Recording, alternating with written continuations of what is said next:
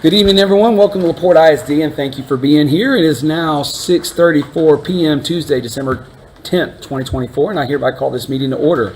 Notice of this meeting was posted in a manner required by law at 5 p.m. Friday, December 6th. The Board of Trustees of the LaPorte Independent School District is now convened. Ms. Hall is unable to join us tonight as she is out of town with her family. However, let the record show that all other trustees are present and a quorum is present. As the LaPorte ISD Board of Trustees, every student's success is our number one priority. We are here to set goals, adopt policy, approve budgets, contracts, personnel appointments, and communicate the district's vision and success to the community. It is not the role of the board to make day-to-day operational decisions. The management and day-to-day operations of the district are a responsibility of the superintendent. This is a public meeting of the Board of Trustees, not a meeting of the public.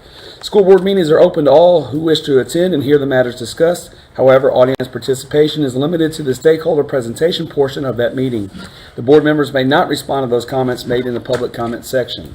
These proceedings may be recorded, and I respectfully ask that you please refrain from talking while others are speaking. At this time, will you please stand for the presentation of colors led by the LaPorte High School ROTC. Tonight on the American flag, we have Cadet Yasmin Salas, Texas Rifle Cadet Dylan Thatcher, Texas Flag Cadet Mika Morales, and American Rifle Cadet Kayla Fedek. Join the pledge. I pledge allegiance to the flag of the United States of America and to the republic for which it stands, one nation, under God, indivisible, with liberty and justice for all. And the Texas flag. Honor the Texas flag. I pledge allegiance to thee, Texas, one state, under God, one and indivisible.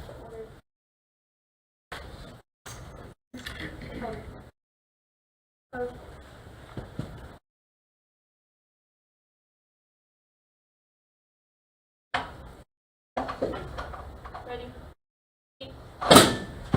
Present. Arm. Order. Arm.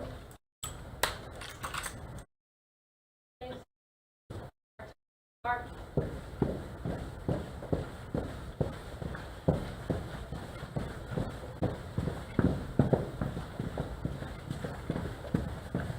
Forward. Mark.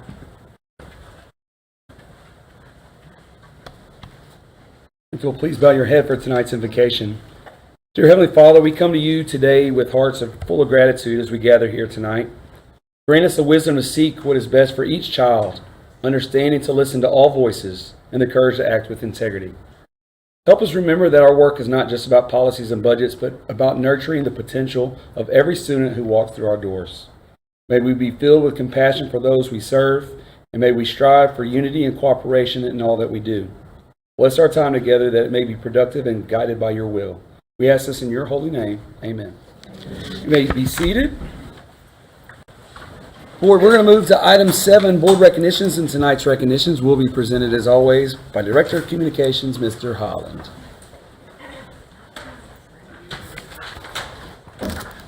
Good evening, everyone. Actually, tonight I am going to very uncharacteristically pass the microphone over to Ms. Billy Trader, who is our Executive Director of Special Programs. She has a couple of really special honors going out this evening. Thank you. So this evening we would like to spotlight 2 outstanding young adults in our Bulldog Bridge program, Tyler Bryan and Alize Ruiz. You all can come up. I'm going to read some nice things about you, so come on. While attending Bulldog Bridge, Tyler and Alize have earned their food handlers certification through a partnership with LaPorte ISD Nutrition Department.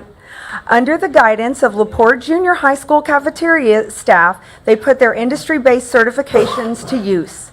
Tyler and Alize have successfully adapted to their workplace environment while challenging the community around them to raise their expectations of students with disabilities.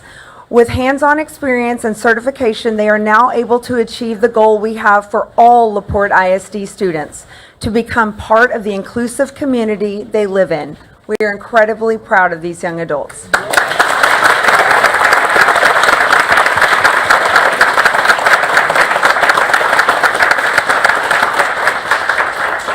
I'd like Miss Lassiter and Miss Lopez.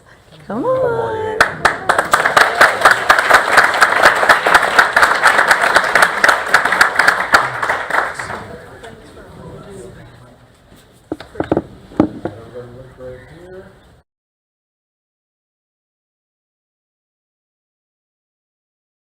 It's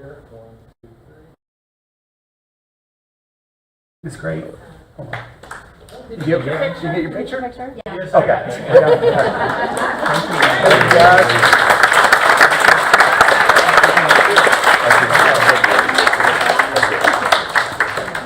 Is that it, Adam?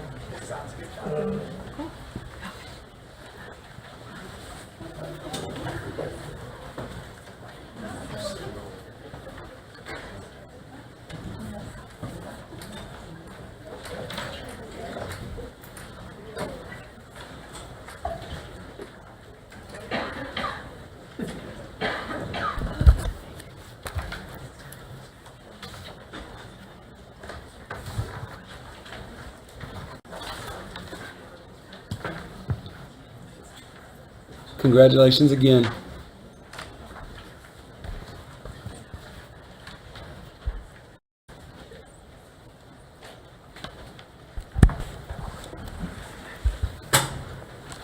All right, board, we are going to move to item 8, public comment. The board will now hear those who wish to make comments and who have completed and returned the public comment participation request.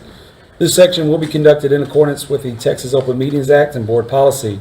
As such, this is a reminder that the board members may not respond to those comments made in the public comment section. Complaints and/or concerns for which other resolution channels are provided shall be directed through those channels.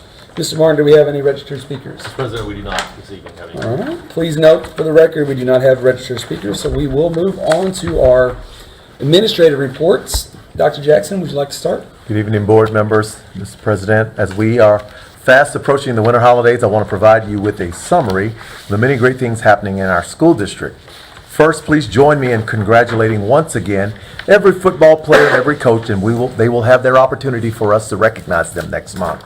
And every member of the Chatos band, cheer team, and student trainers and JROTC, as well as their leaders for their support this year. This was a historical season, and it could not have been made possible without these groups supporting each other every step of the way to the state quarterfinals. I would also like to thank our faithful fans. Despite that we have not had a home field football game and a home field in 2 years, they traveled each week and painted the bleachers LaPorte orange, and we certainly thank you for that. While much of LaPorte was cheering on our Bulldogs this past weekend, the LaPorte High School Academic Decathlon team brought home 49 awards, including 7 gold medals from the Bandera Invitational Meet, at which they placed second in the overall tournament. This phenomenal group of scholars will compete again in January at the Regional Academic Decathlon Meet. Speaking of academic accolades, congratulations to the 4 Bulldog football players who were named Academic All-State. This honor is truly a testament to their hard work on the field and in the classroom. LaPorte ISD's 5th and 6th grade gifted and talented students are also excelling in the classroom and at the University of Houston Clear Lake as participants in our innovative project launch program. This past week, I had the pleasure of attending their showcase event where their parents and family members were able to see their completed projects, including works of art and computer programs. Parents also got to see their project launch students dissecting squid, if you can imagine that. We are looking forward to the second semester of this program as students continue to take STEM-based classes of their choosing at the university. LaPorte ISD offers many innovative programs in classrooms throughout the district, and that is made possible by our wonderful LaPorte Education Foundation. This past month, the foundation gave away $136,000 in classroom grants during the annual Dollar Patrol. I think that deserves a round of applause. I know that there are dozens upon dozens of grant recipients who are grateful for the extras provided by the foundation. We are also grateful to the many individuals and corporate givers who help fund these grants. This past week, I was able to witness our students at Christmas on Main, where their spectacular musicals and dance and American Sign Language performances drew large crowds. We appreciate the efforts of our maintenance department working with the city of LaPorte to pull off such a magnificent event. Only in this town, a town this size, can we host such a wonderful event as Christmas on Main. Felt like a Hallmark movie a little bit. With that, We are in the thick of the district's holiday concert season, and after attending some of the performances already, I can attest to the holiday spirit in LaPorte ISD. I encourage everyone to catch a performance or two when you can. You can find the schedule on our district website. On behalf of the administration, teachers, and staff, we would like to thank our Board of Trustees and the LaPorte ISD stakeholders for your continued support as we prepare to continue our legacy of excellence as we wrap up 2024 and begin 2025. I want to additionally wish you all the best Christmas season ever and hope your new year is the best. That will conclude my comments for this evening, Mr. President. Thank you, Dr. Jackson. At this time, we'll move to item 9B. Church. Dr. Upchurch for a fall review of the LPISD campuses.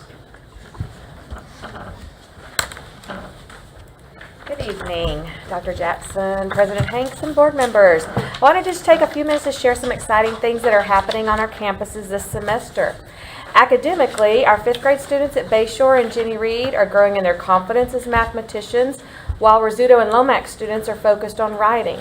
Students are able to showcase their work through a writing wall at Rizzuto, where students read and wrote about Kindness Day. Teachers and students at Baker are also working together to connect learning through aligned and engaging teaching strategies. Both Lomax and LaPorte Junior Highs are focused on purposeful planning to support all students and make learning fun. Lomax Junior High created a math competition for students through Imagine Math, and students altogether accumulated 409,056 points, which is approximately 1,363 completed lessons. Because of the strong foundations our students have, we continue to see success for our high school students. For example, the Academy has had 10 students who have passed and completed their industry-based certificates for social media and marketing this semester. Heritage Elementary has their National Honor Society, Elementary National Honor Society, and they participated in a storybook pumpkin contest as part of their service project for Clear Lake Hospital. In extracurricular news, we have a new newspaper group being produced by our Bayshore students who create the topics, interview the staff, and write the articles. Maybe we can get them to write an article about the College Park Girls Running Club. They have exceeded their running goal of 200 miles as a club by running 203.28 miles this semester. Jenny Reed and LaPorte Elementary both have included running clubs this year. And then we have student council and early act clubs at Jenny Reed, Heritage, and LaPorte Elementary, and they're very involved in their community projects as well. This last weekend, the early act club at Baker rang the Salvation Army bell at Walmart. Both LaPorte Elementary and Baker have spirit clubs that are enjoying sharing their school spirit. And LaPorte High School has had, of course, numerous exciting events this semester. To name a few, volleyball, water polo, cross country, and football all have made it to the playoffs, the regional, or the state meets.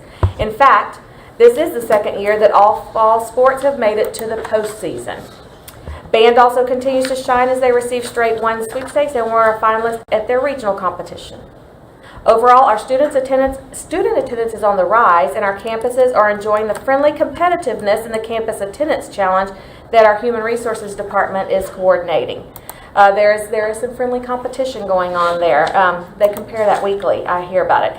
We are so excited to share these wonderful events and activities in which our students participate, and there are many more that I could have added. But I wanted to let you know that this could not have been done without our caring and supportive teachers who strive daily to provide a positive learning environment. So I just wanted to make sure to tell you thank you for letting me take a few minutes to brag about all of our good things going on in our campuses. Any questions or anything from me? No. All right. Thanks, Doc. All right, board, we're going to move to item C, our Texas Reads grant update. Ms. Beatrice.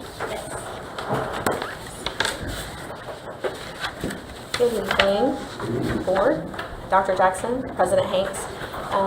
Thank you for taking the opportunity to just hear more about the Texas Leads or the TXRL grant. Can you all see it? Okay, great. I wanted to just tell you that this is a grant that's supported by the Moody Foundation, and many of you know the Moody Foundation, a very generous group out of Galveston, as well as the Charles Butt Foundation. And we know that name because we recently, as a district, were awarded that grant, and as well as that opportunity to be in that leadership collaborative at Holdsworth. So this is something that's also a grant that we applied for and that we excitedly are a finalist for. So I just wanted to tell you a little bit about that grant and so the work that we're doing here in the district. Texas Reads, Texas Leads is based on, it's a cohort-based, multi-year statewide initiative. It does help us to look at our K-3 literacy plans, which we know we're doing a great job already, but just to really look at some of those science-based strategies that we're using for early literacy and for early reading, and just to make sure we're continuing with our goals to help students be proficient by 3rd grade. Before they're moving into 4th grade, it's really our goal to have that master, that foundational piece set in reading for every student. So this grant is going to help support that work. Also, just looking at our practices here in the district, and it does support districts to have rigorous, structured daily literacy instruction for every student using high-quality instructional materials. Also to provide data-driven small group instruction in every classroom, and also personalized practice for students. So based on their needs, as we see in the skills that they are possibly needing some focus on. And some of those skills might be fluency, it might be vocabulary, it might be comprehension, it might be phonemic awareness. So really being able to target those pieces. And the piece that we wanted to share with you tonight is, the great news is, as I kind of prefaced this earlier, we are finalists. We're one of 16 schools that are finalists for this. And so just wanted to tell you the what's next part of the Texas Reads, Texas Leads, which is a great opportunity for us. We are excited that our team that is in our district is going to be going to Holdsworth in January.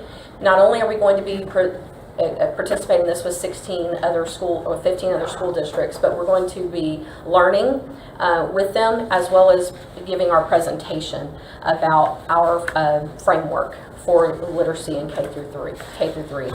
So we're going to continue developing our implementation plan. We did get some great feedback from the group recently, last week, and so we're excited about that. And then we'll be attending a series of workshops throughout the spring, this coming school year in 2025. And we know, we're confident, we are feeling great about being one of the 8 winners to receive the grant funds from this, as well as to receive continued support if we are one of the 8 finalists through June of 2027. And I just wanted to share with you just a brief video. I just want to thank Sam's crew for coming out, and also LaPorte Elementary for sponsoring and being a part of this. So it's still in the work, but we wanted to show it to you tonight. So I hope you enjoy.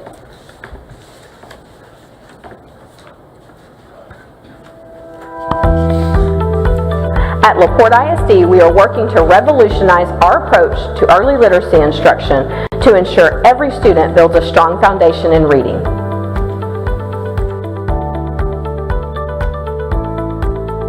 So using structured literacy, I've seen tremendous growth. I can measure it using iStation.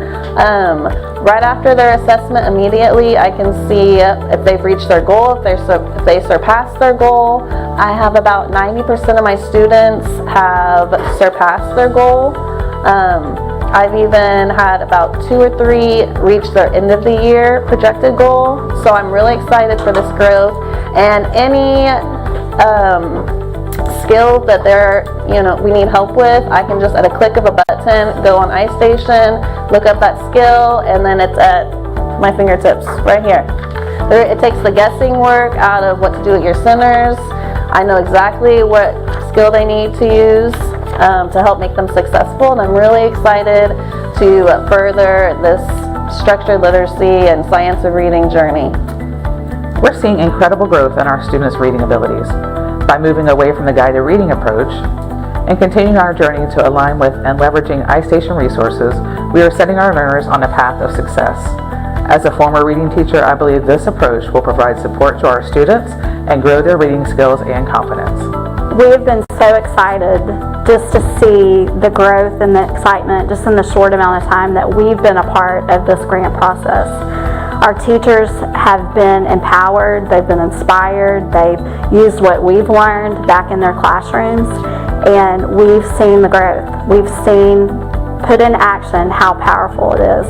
And so we would love to continue this process and continue the support to not only inspire our teachers and our students, but then our other schools across our district. We are excited to continue this great work. Together, we are working to build readers for life and to create a brighter future for every child.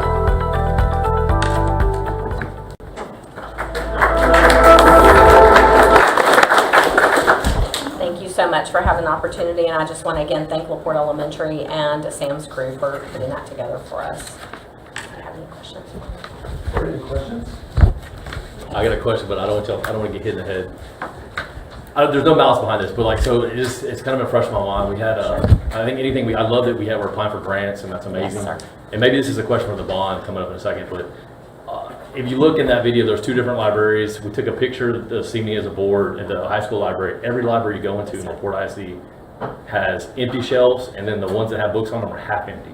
We did a purge a couple years ago, last year, whenever it was, and I keep hearing we're going to get more books back, and I just haven't seen those come into the district yet. Charlotte Penny, our executive director of the foundation's here. Every year on the foundation, we get grant requests. I don't want to even lie and tell you the percentage, but it's a high percentage, right, Charlotte? Teachers that request literary aids, books, I mean, all sorts of stuff. So my question is that, are we waiting on bond money, or what's going on? Why are we not putting more books back into these schools? So I can tell you that we did have a policy I'm sorry, stand up. We did have a policy change. The state came out with a policy change how we select libraries, and so we've had to adjust our practices and how we select library materials. So we are finalizing our new selection procedure so that we can initiate the purchase of the new materials in January that have been provided by the bond. So that is on our agenda for January. We have those procedures in place and how we select to align with our new policy. Do we have any idea though how many percentage, how much restocked it'll be? Because I mean, it's kind of, I won't use the word embarrassing, but I guess that's the best way to. You go into the library. I mean, this is the high school library right across the street. 60% of it is just like tables. There's no shelves in it, and the shelves that we do have are empty. And I don't know. I mean, I know we have other options. There's technology these days, so that's got to be a factor in this. Sure. Yes. But it just seems like we're continually saying how important it is to read, and we're taking those opportunities to have actual physical books in front of kids. And so when we're replacing it with the bond money or whatever it is, like how many books are we talking about? Is it a yearly thing?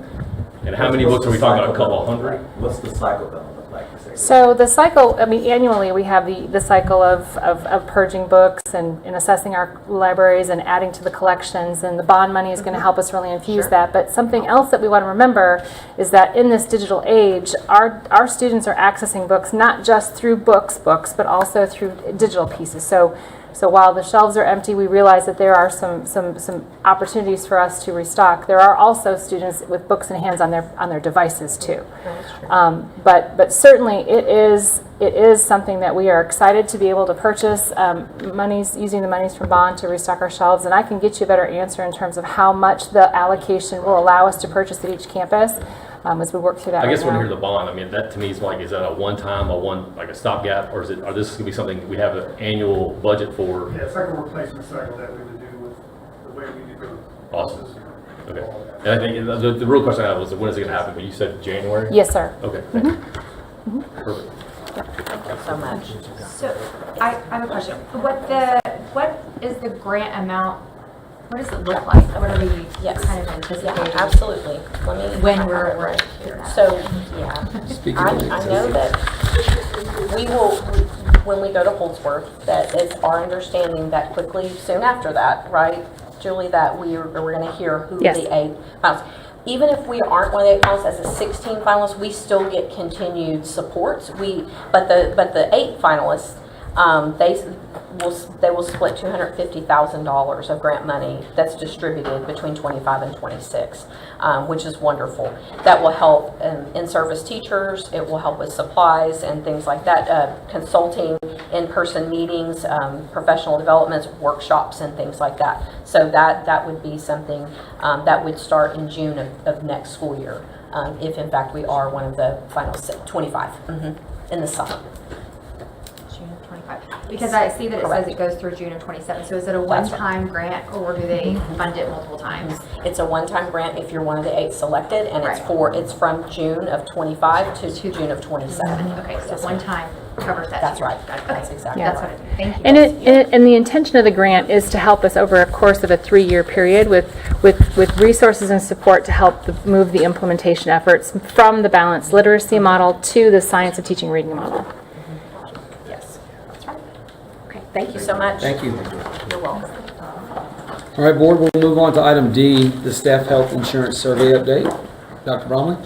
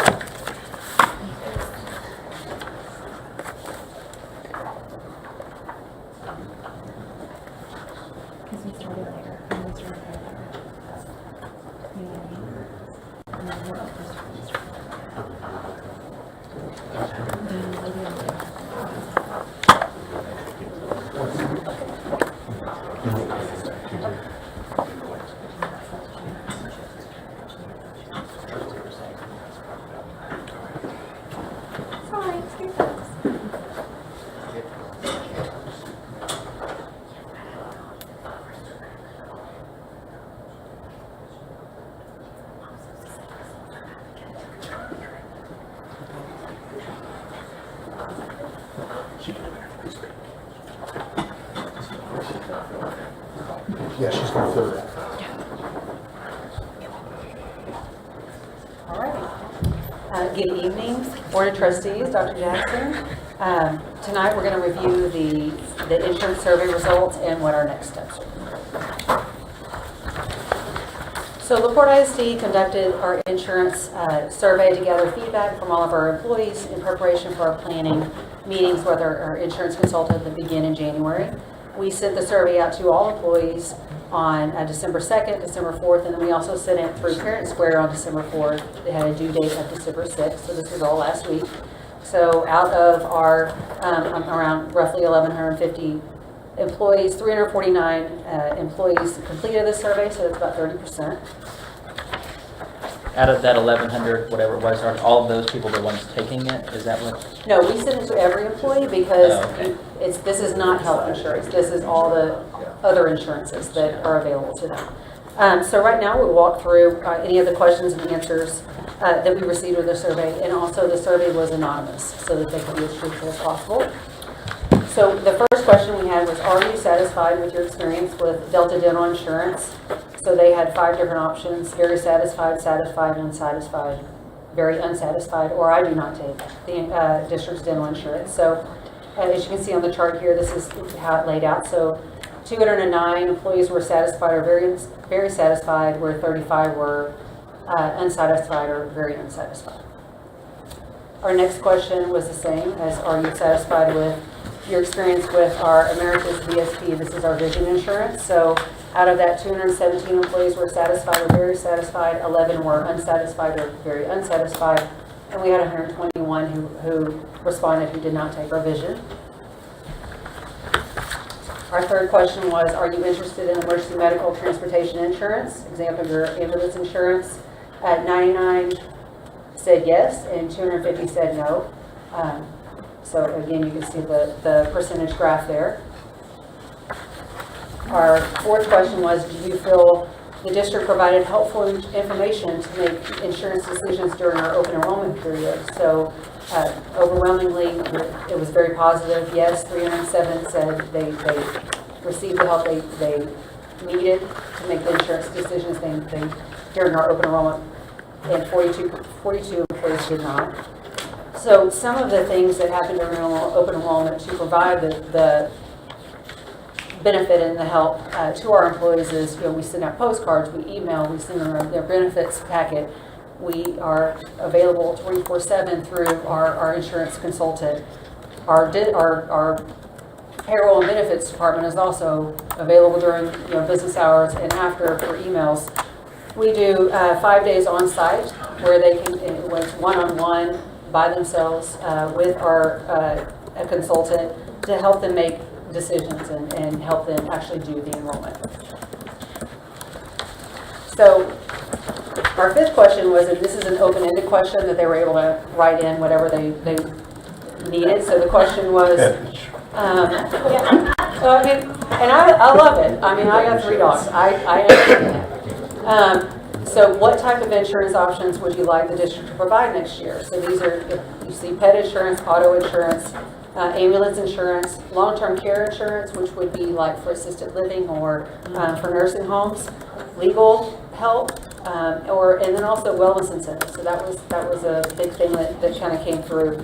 Of course, the top 2 are not something that a district would provide, as if they are not health or wellness related or life insurance type of related insurances. But the bottom 4, absolutely, we will definitely bring these up and work to see if there are potential options to offer to our employees next year. our last question was, what can LPIS do to help you with your insurance needs? So I kind of broke it up. Again, these were open-ended questions, so they could write whatever they wanted. I will say one thing that I did not include on here was the positivity that I mean, you always like to hear that, but you never know it. So the survey did make me feel really good and comfortable with how, well, not comfortable, but just feel good that, okay, we're doing our job. We're able to give this to them. So if we start with, I'm just going to kind of do dental and vision because those were both the same. There weren't very many of these, but there were more coverage at lower costs. And then also who we do use if they would provide more providers, such as like, dentists that are inside the network, or optometrists that are inside the network. The family savings plan, we had 2 different ones that responded to this, and it was just easier to provide the receipts because you have to have a detailed receipt to get your claim reimbursed to you. So that's something we'll definitely kind of look into. The medical, it was again lower premium costs, more providers, and lower deductible and copays. They wanted statewide, one of the comments was statewide coverage for all policies, where right now we have 1 out of the 3 medical insurance policies. 1 is statewide and the other 1 is nationwide, 2 are statewide only. And then again, the weight loss coverage was, they would like to have that medication covered. Mental health, there were only a few of these, and it's just, their comments were easier to navigate, more options. And we do provide mental health, and so what I learned from that is we need to do a better job of, you have the mental health through your TRS insurance, your medical insurance, but also we have that through our EAP, our Employee Assistance Program. So what that told me is, as a district, we need to promote that and put that out more. We have flyers up, it's at every district, but maybe a continuation of conversation about that these are available to you. I'm going to skip the other and go to the one at the end. So the prescription one was, again, more provider options, lower prescription cost, and the weight loss medication was put into that. So on the other, this is, they could say whatever they wanted. So they would love to have a district match their 403B contribution. They'd love free insurance. They'd love the wellness incentives. I can do that. And they would also like the district contribution to be given. One person's asked, district contribution is given to all employees even if they don't take the medical insurance. Again, I would love to do that. So really the biggest takeaway that we from this survey is obviously the lower cost piece. But for medical, it was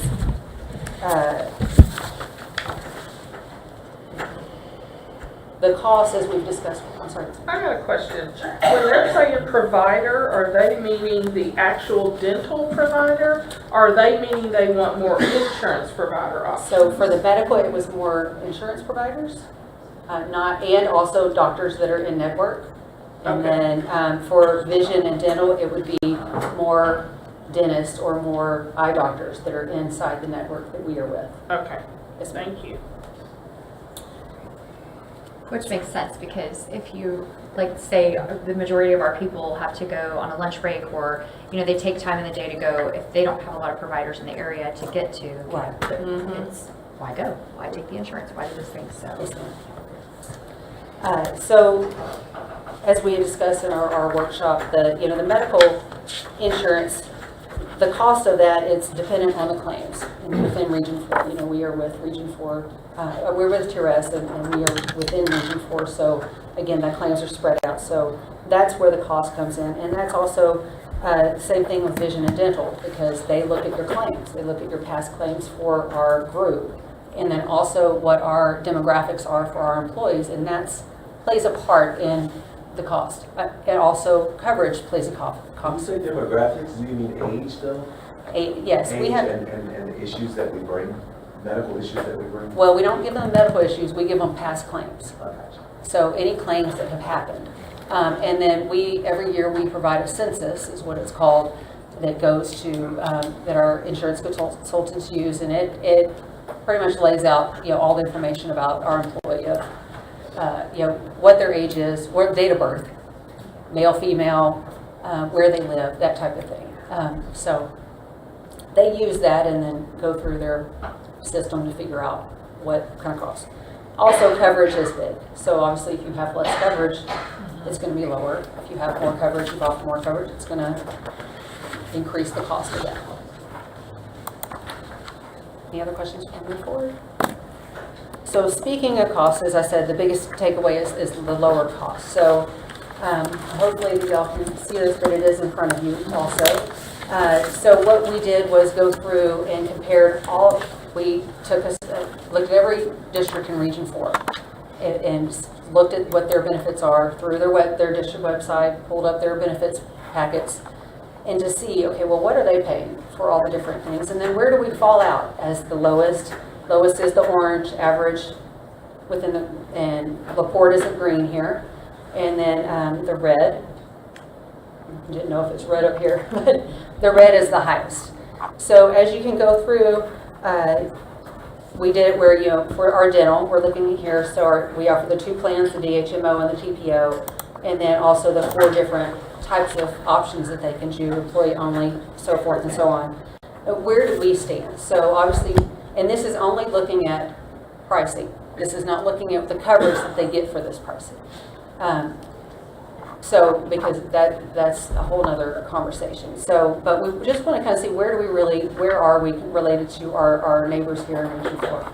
So as you can see, you know, we pretty much fall in the middle. We are not the lowest, but we're definitely not the highest. And a lot of the times we're below average on what our costs are.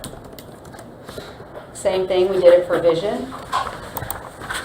So in vision, you can see we're closer to the average than we are to the lowest or the highest. We go to the hospital indemnity. We are on the lower side on some of them. We're lower than average in all of these.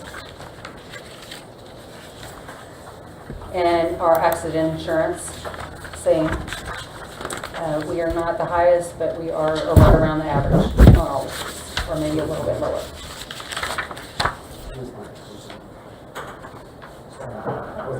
Okay.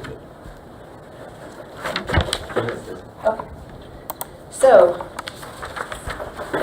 overall, the survey was very positive, and it was a great exercise that we did to pull in, and a lot of the comments were, "Thank you for doing this. Thank you for asking."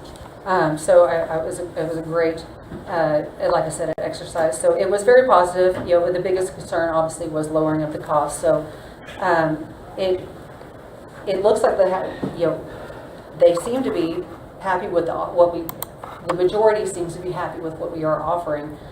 We do offer, the Porte ISD offers the most, or as many ancillary products, insurance options that the many districts. We also provide, you know, obviously the highest district contribution at the $400 per month towards medical insurance than all other districts in Region 4.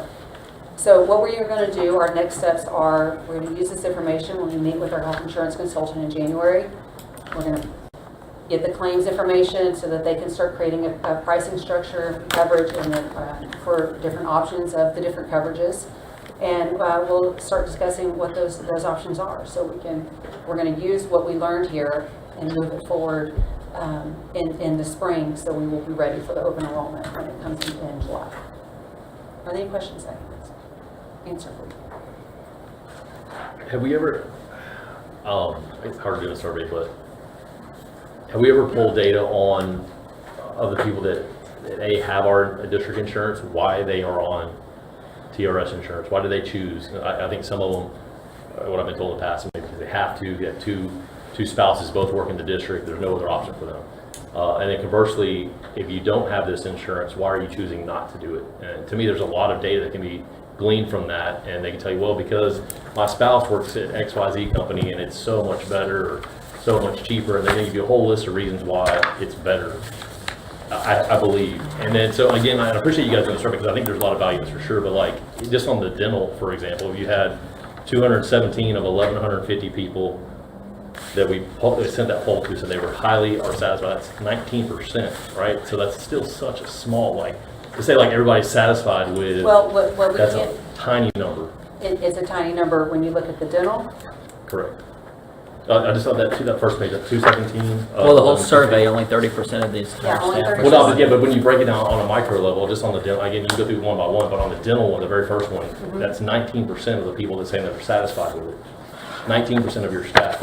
And so, Well, but we can't, I would beg to disagree with you because we don't know for the 70% who did not. right, choose, I agree. Perhaps they You can't- didn't do it the blanket because statement is they're happy. but the blanket statement is everybody's happy with it. You could also say. I'm not saying that everyone's happy with it. What I'm saying is the overwhelming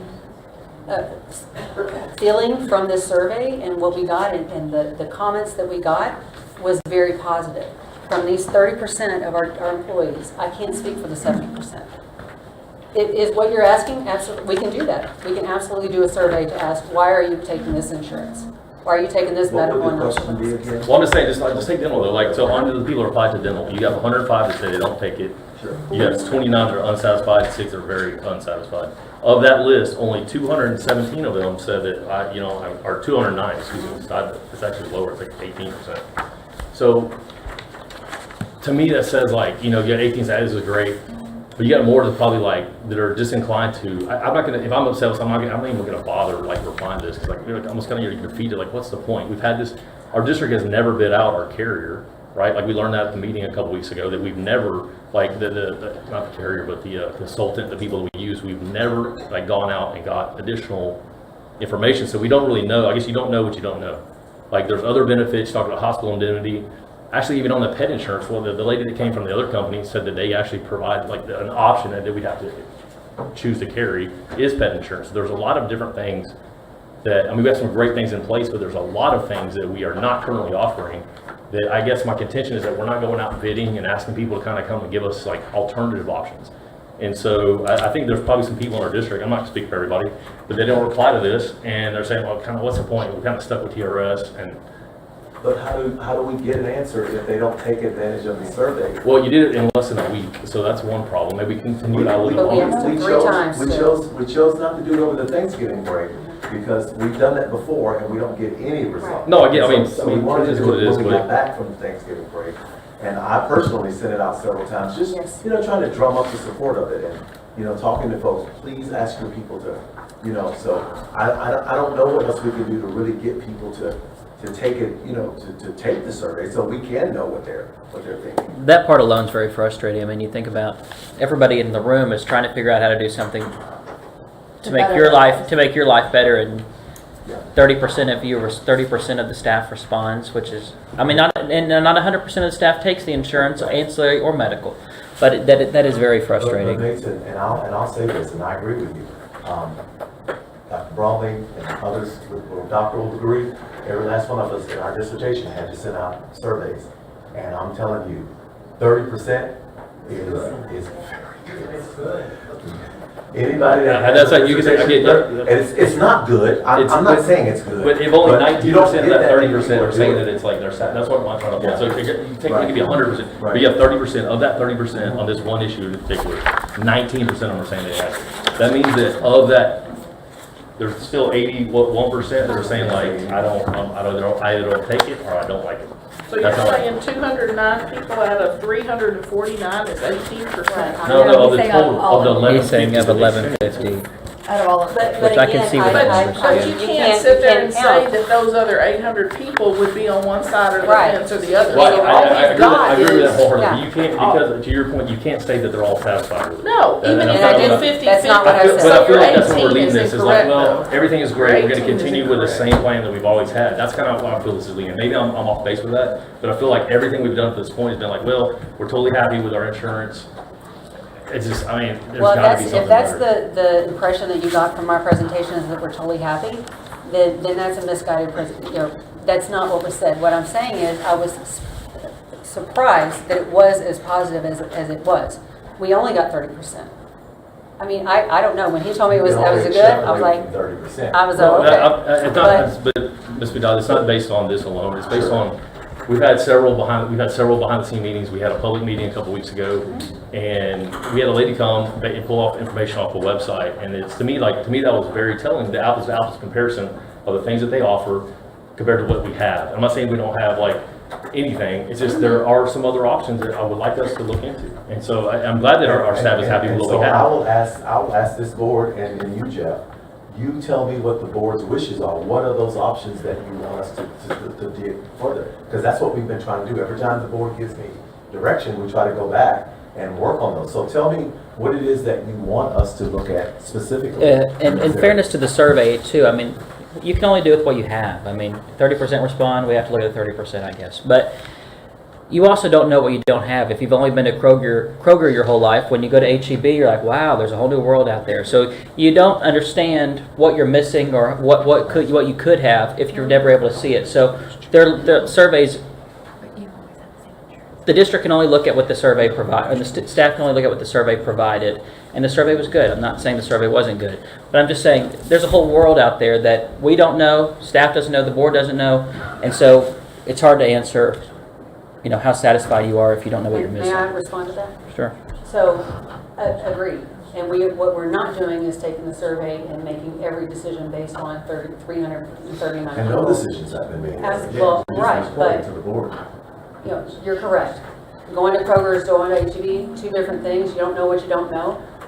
The employees don't, but my staff does.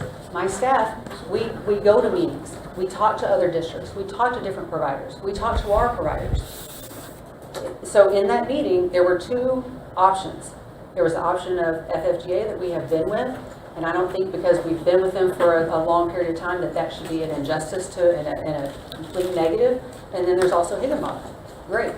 They spoke and said, we're the top two. We handle all of Texas, right? So I know the districts that have been with FFGA in the past or have moved over. I understand who they are. I speak to my CFOs, counterparts. I know. So we're not taking a survey and saying this is all we're offering. We look at what other districts are doing. We look and see what can we offer, but we can't.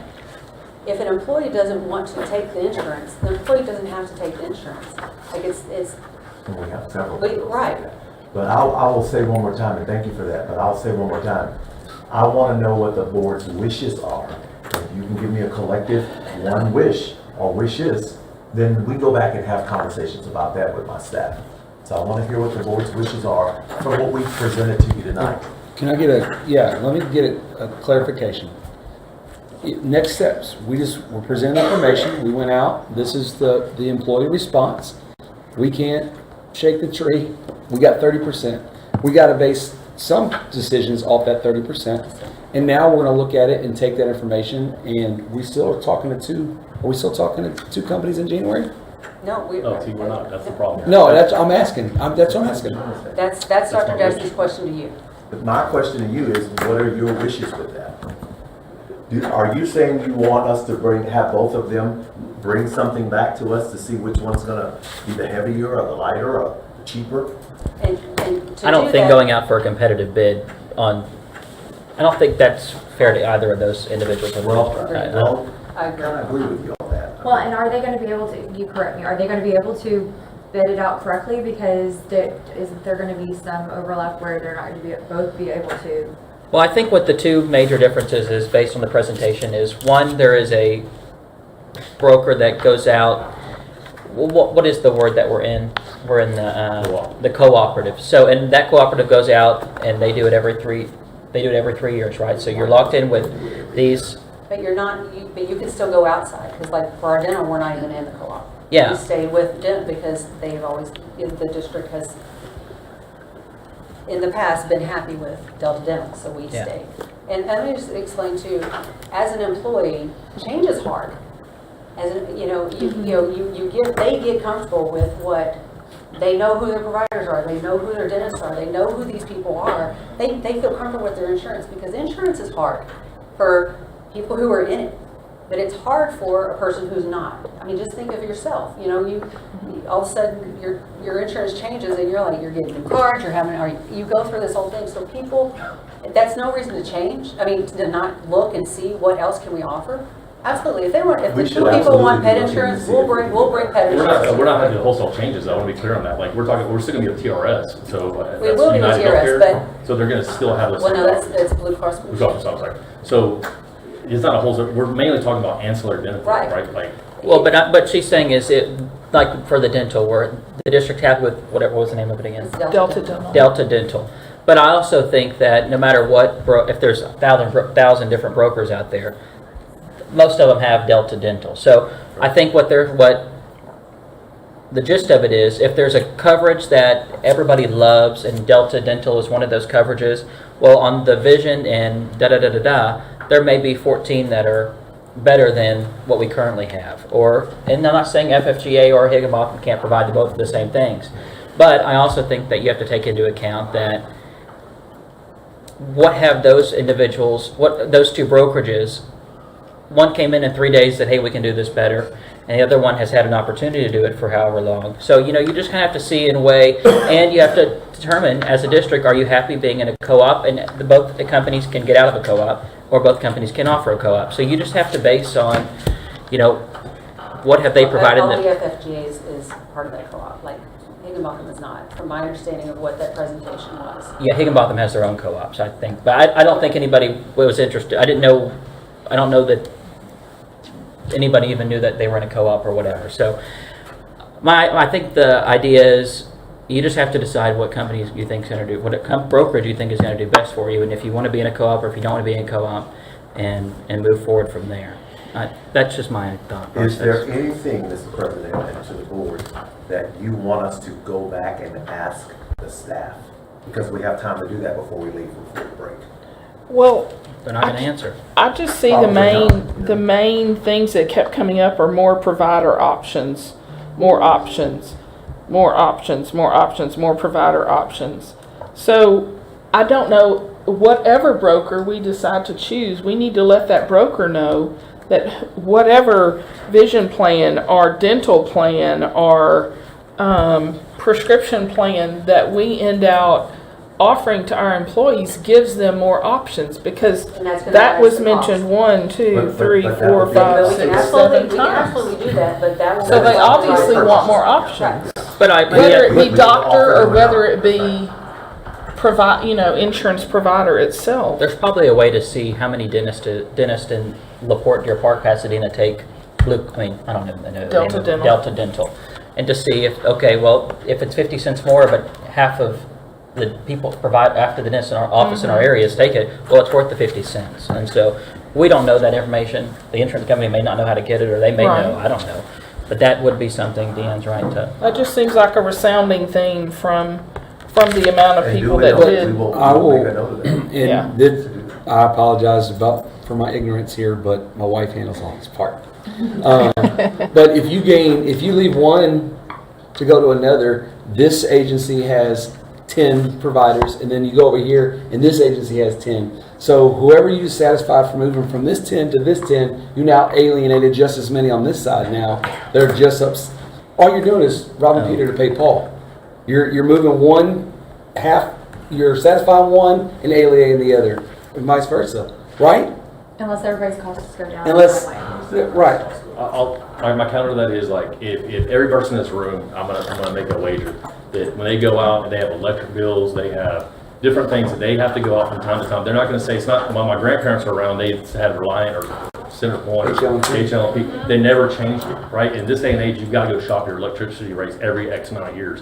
We've never, my question was directly to, we have a staff member that worked 27 years in the benefits department. They said since they've been here, we've never changed it. It changed because the company got bought out by FFGA, but we've never had it go out for bid. And the irony to me is that FFGA has to go out every 3 to 5 years to get their stuff bidded out, but we never do. And so it might be the greatest, best thing. I'm not advocating, Stacey, that we move away from them.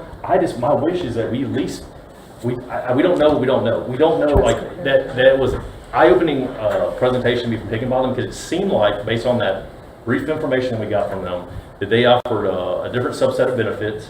The cost is similar. Some of them, they beat the pricing, but they had just additional things that were out there that we're not taking advantage of. And so that would, to me, at the very least, it says that we need to go out there and keep FFGA accountable to come in and know that they're going to have a competitor that's going to at least like keep them on their toes. We have no idea how long we've even used this company, and that to me is a major red flag. That if we don't go out there and get this like bid every couple of years, hopefully we're not. But Stacey, who's to say we're not getting taken advantage of? We don't know that.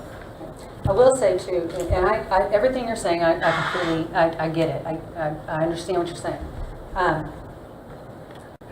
And this is not in any way negative for the previous person who stood here, okay?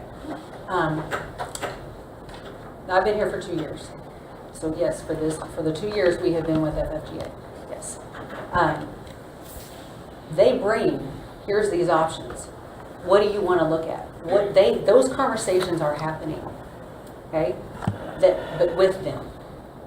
I don't know what happened 2 years before me. Why did they choose only these? All of that, like what were they not? I don't know what happened in that, but I know for the 2 years that I've been here, they've brought, okay, here's the things on the table.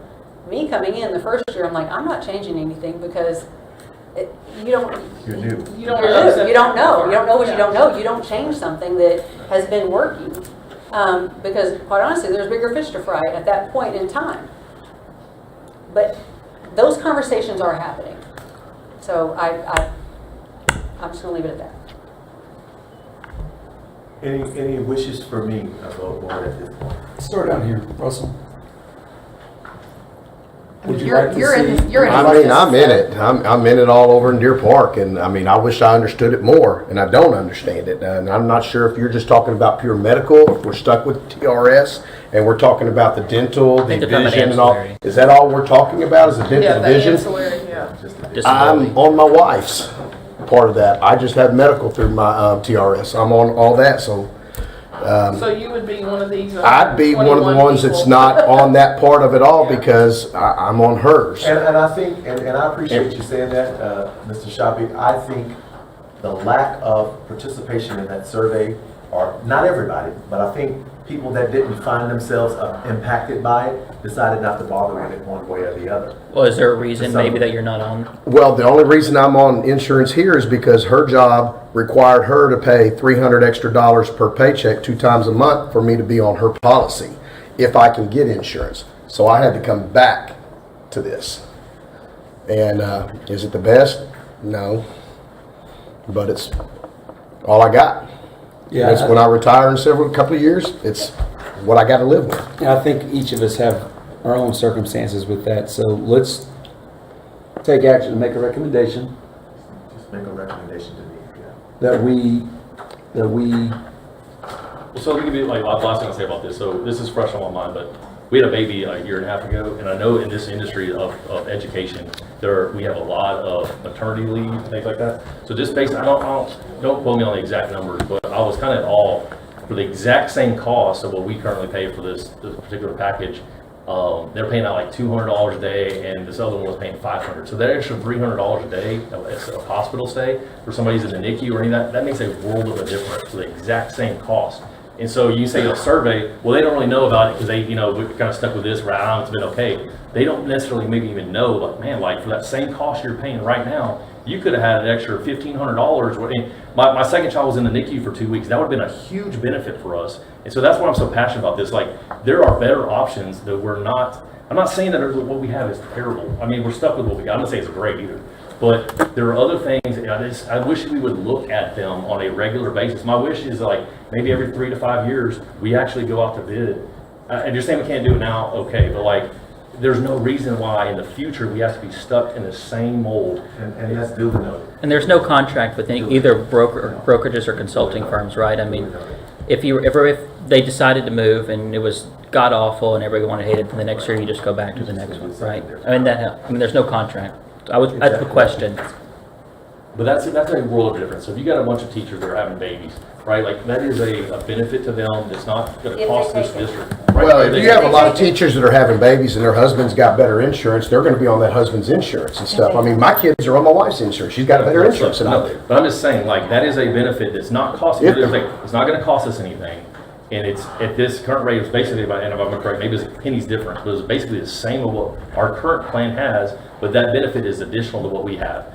And so it's a win-win. We're helping them by giving them better options We're not costing any more money. It's just, the whole why behind this was like, how do we help if we can't enhance like the amount that we allocate towards insurance premiums every month? We gotta get them better options, right? And so to me, I'm frustrated because like, well, we're kind of just gonna be stuck with these same old options again. So there's gotta be something we can do different to get them some better help. And it is there. Like, we got a presentation of, there's things out there that are better than what we have, and it seems like we're not gonna kind of take advantage of that, and it's frustrating. But actually, you just recommend that you kind of go back. Okay, and I'll come back before we do that. All right, thank you.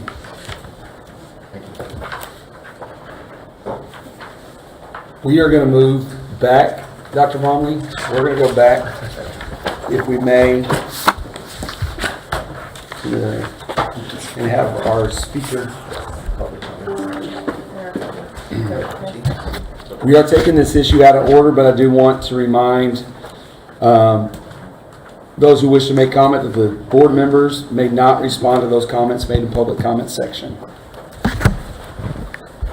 Mr. President, we have Mrs. Monica Gonzalez, 10911 North Bell Street, number 15.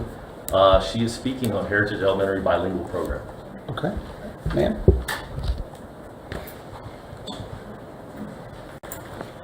Hi. Hello. It's my first time, and I must speak for everybody in bilingual because obviously we talked to some people to come and they didn't bother to come.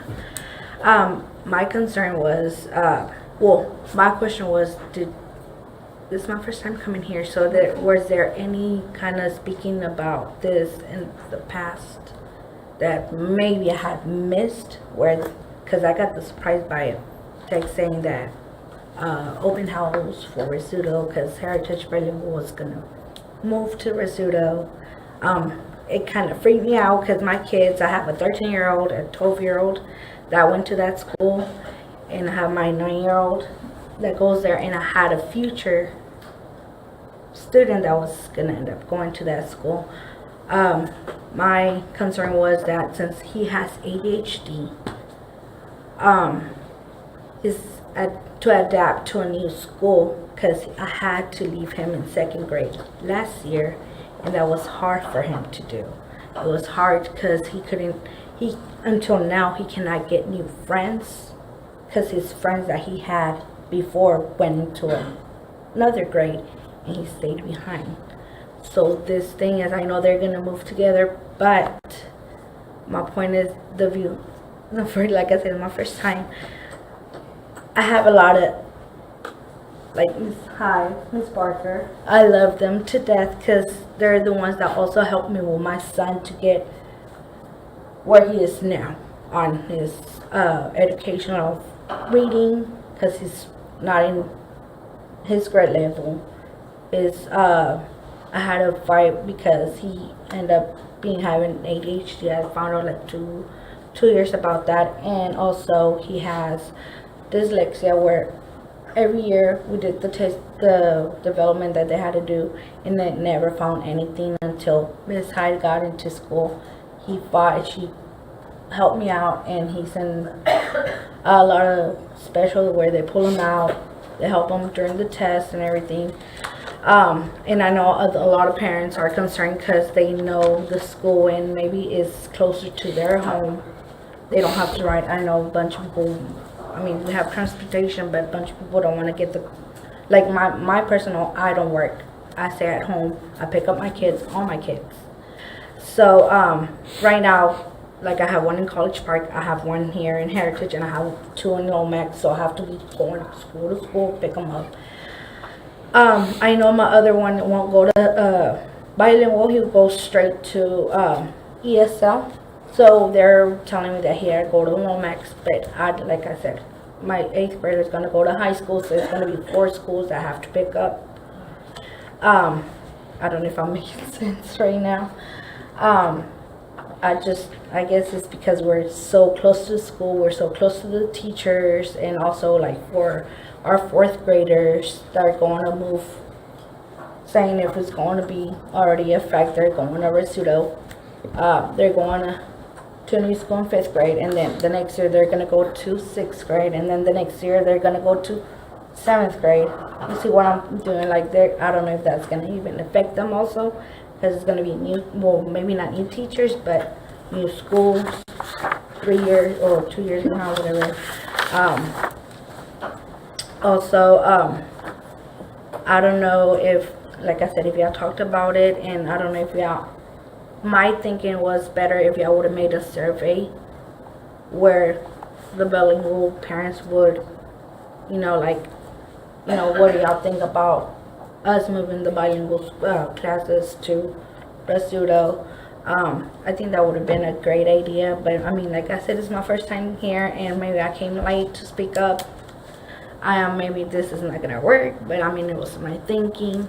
Where was the benefits, like for example, my kid, that he already has everything planned in school, how they're gonna help and everything. Is that gonna, if I move them, for example, to Residual, is that gonna keep up the same way? Or do I have to start all over again? Either way, I mean, if I decide to do anything else, maybe it's gonna be the same thing. So, I don't know what to say. I know it's odd, and we can't comment on it, but it doesn't allow us to give you a direct answer. But we are going to direct someone to speak to you. We've got your information. Okay. So someone will reach out to you tomorrow and have a conversation with you, Mm-hmm. and hopefully you can get that worked out. Okay. But I just wanted to thank you for coming up. And I just hope it's for the best also. I mean, I'm not going to go against it, because I mean, if it's something that you did for the best for the kids, or that's what I'm thinking, I'll probably give it a try, because my son is really not supposed to be in bilingual. He had to be in ESL. But I don't know why I changed him to bilingual once he moved to Heritage, but I moved him to bilingual, and I don't know. But I mean, like I said, hopefully it's for the best, and I mean, I'm probably too late, but I want just to talk about it. If they're gonna call me, we'll see what's the next step, and what's the good thing about the kids going there, or what's gonna be for us parents also, you know? Yes, ma'am. Like I said, they're going to reach out to you tomorrow, and I'd speak for the whole board. We appreciate you taking the time to come and speak on your children's behalf. We wish more parents would do so. I know, and I know a lot of bilingual people don't come and anything, and like I said, I never knew. I mean, I knew the board meetings, but I never thought it was like Ross also. I'm like, today I found out, and I'm like, well, I'm gonna go. Hopefully, I mean, if it's a done, it's a done, but at least I talked to you. Yes, you did. Thank you. Thank you. We appreciate it. Board will move to back to item 9E, bond safety and security update. Dr. Bond.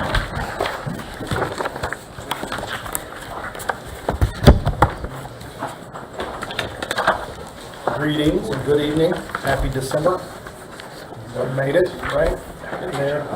Tonight, here to give you your December update as it relates to bond projects. We've got a lot going on, and more so, a lot that's about to start. So I kind of want to walk us through where we are on some of the projects, and what some items that will be coming to you in the near future. First, I want to spend some time on the Porte High School as it relates to the renovation project. Put this picture up there, and it's in your packet as well, to kind of show you the area in which we'll be focusing on, and we'll start breaking ground on this summer. We'll go to a GMP 1 in March, put that in front of you, and what that has to do is literally moving the hydronics, the HVAC systems, the water chilling pipes that run on the ceiling. We've got to regrid those on the building so we can open up the middle section. GMP 2, which will be the construction GMP, the builder's GMP, will come to you at the end of this year for a notice to proceed in December of 25. And that construction process will run 1 school year. So there will be some misplacement in the facility. We've got a plan. We work closely with Dr. Griffin as to what that looks like. Nowhere near the amount of disruption that we took on back in 2015 when we were doing some of the renovations of the building. But nonetheless, there will be some. That center part of the building, the staff members in there will be relocated, and the entry point of the high school will actually shift to the east side of the building near the B side right over here as we walked into the cafeteria tonight. That will kind of be what that looks like. So it's a total rehab or a renovation, a total new look at what the high school is going to be, and I'm really excited to share some of these pictures with you tonight. That's kind of hard to believe that it's going to look like that, but the plans that Phillipson has is remarkable in what we're able to do as far as raising the ceilings and so forth. This portion that we're looking at is not touched in that last. No, it's 1981, or excuse me, 1958. Make sure that the other people knows that. This is not part of that 14. This is the last remaining piece. This is the last piece. Original building, That's correct? correct. Sorry, I just want to verify. Yes, ma'am. They did cut off or expand the commons area though at some point because They added that, They doubled did the some width. Doubled the width, upgrades right? in 2012 to cade space up front. But it Okay, was that's just- what I it was just wanted to make sure I flooring and was carpet. not Yeah. okay, not Yeah. 14, but it has been expanded because that's been since I've been Yeah, there. that's right. Yep. So what you're looking at, the viewpoint to your left on there, that's where it says security vestibule. That's the main entry as we said today. So if you was to walk in there, you're in the big grand entry that's got the tall ceilings. So the same kind of setup will be put back in place. This will all open up. So they'll actually come in, the bottom doors there with their different machines to come in and start to demo out that entire centerpiece of that.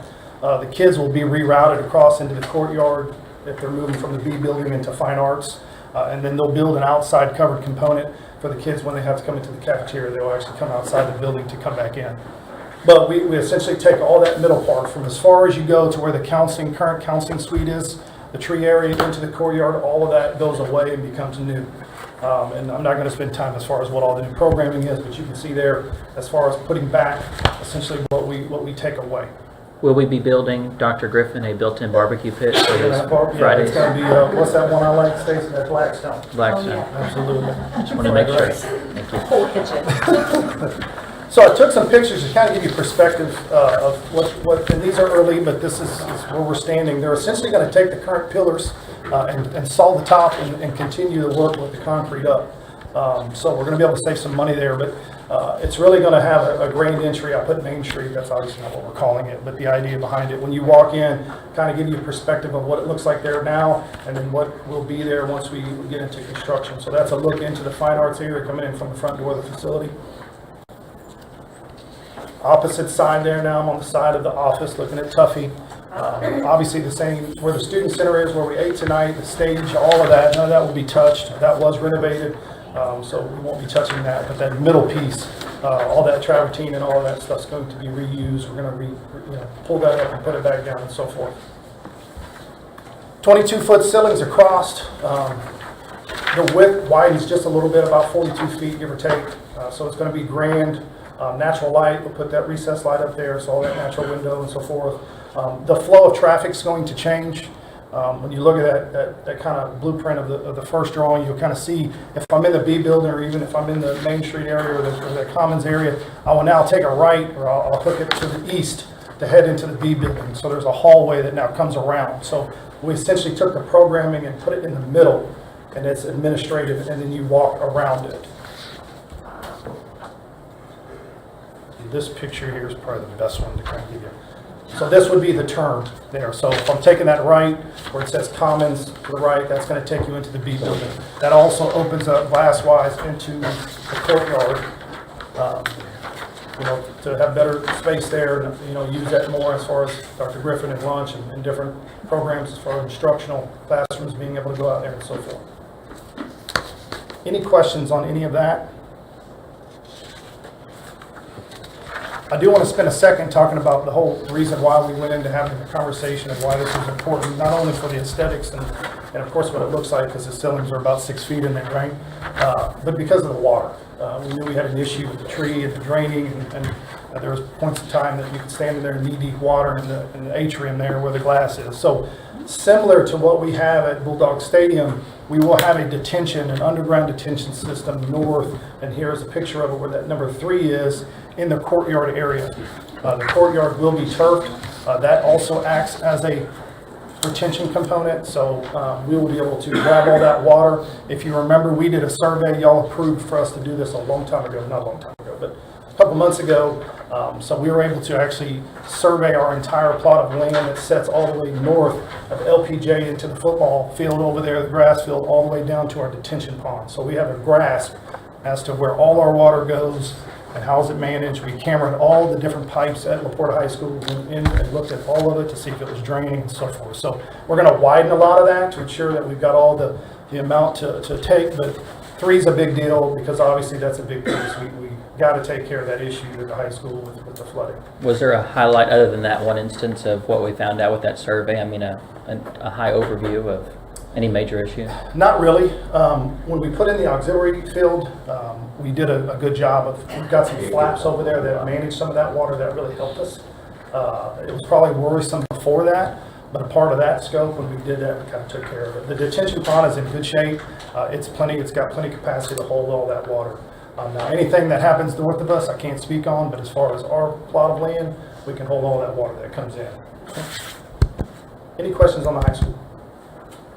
The damage that we have sustained year over year from the water from this specific area has cost us so much. Yep. And we have not, that's money that obviously we would like to put into other resources as well. So I'm very, very pleased that we are moving forward with this. And also as a student who did trek through water out in Porte High School. I've heard the story. In a different area, but Right. you know, you want your kids to be dry. So they learn better in a dry environment. Exactly. That's not a uphill and snow story. That is legit. No, like, it was just shy of your Job's knees told me going some over there. good stories. And those Jeff buildings. Wade will tell you the greatest so, stories, right? To have a school that when my students get to that point are able to be dry in the building, I'm very excited that we're making those moves.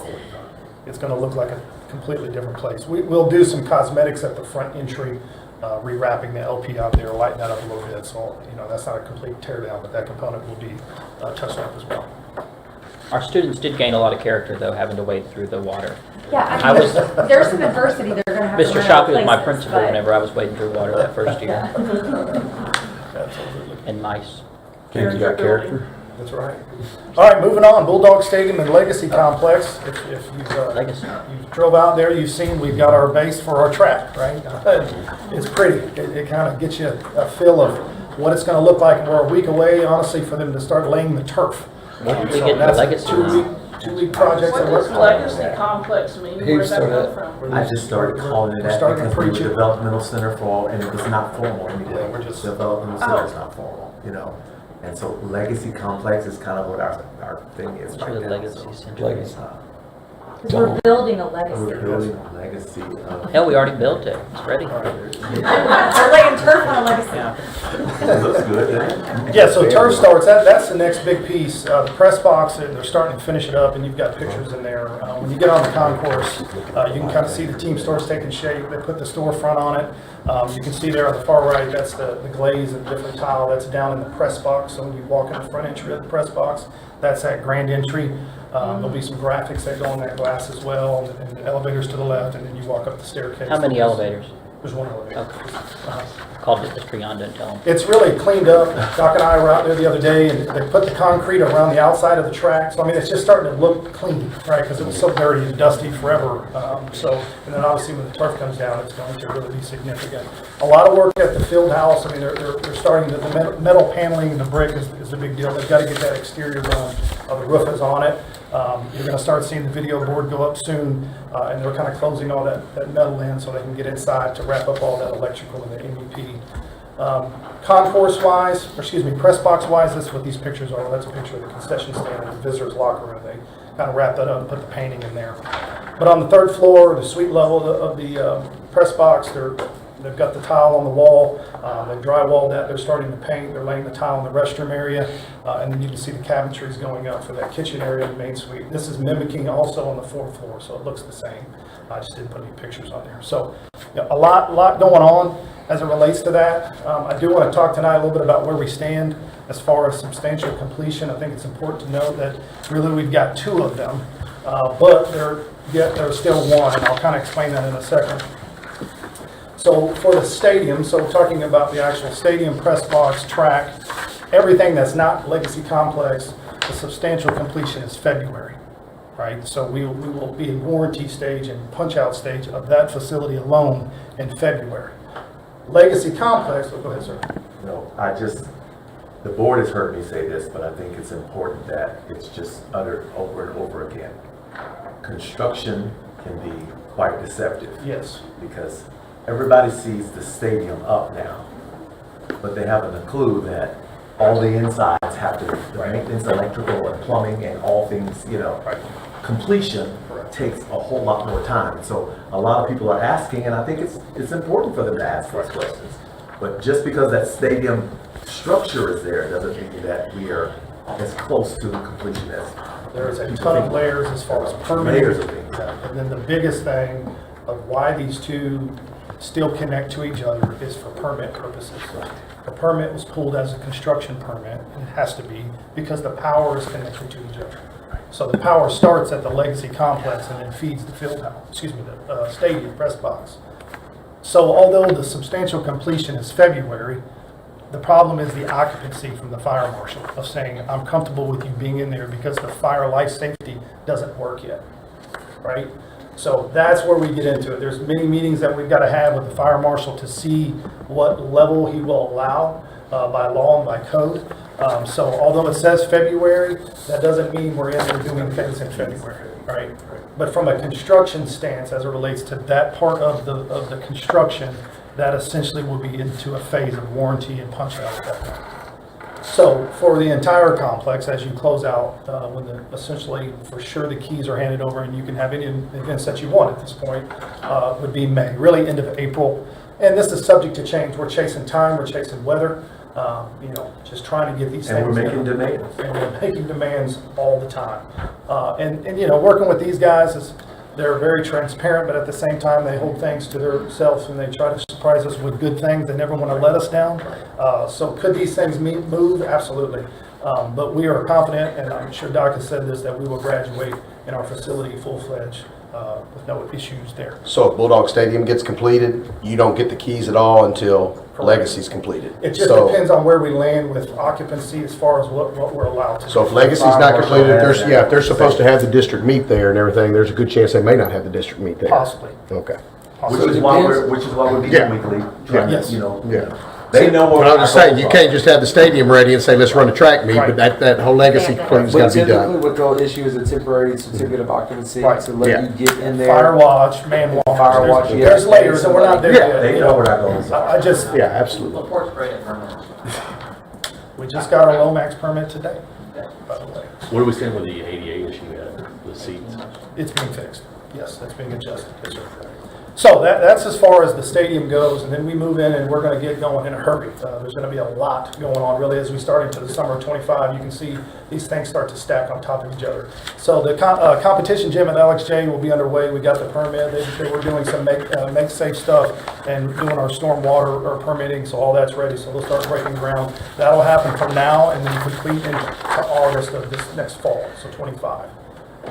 And then in June of 25, we're going to start the renovations at LXJ. So that's the renovating of the auxiliary gym, the fine arts space, and all of that. So that occurs through June into mid-year into December. And then on top of that, in June, we're going to start the high school.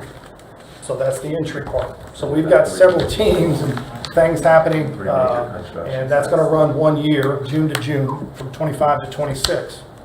And then internally here at Porte ISD, we're managing the theater. So we're going to start that in the spring of 26.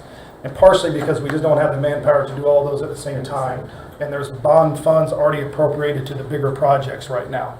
But we will then start that. That's an upgrade of all the lighting, the sound, the curtains, almost a total rebuild of that. We've got a budget set, but we've not got into the details of what And that's to going do to it be. around the big things. Yeah, so I've worked with Dr. Burke, he's not here tonight, but really from spring into summer, and then some in the fall leading up to Thanksgiving was kind of the timeframes. He said that, there was. Because we'll need to be ready for the next Absolutely, music. musical stuff, so, man.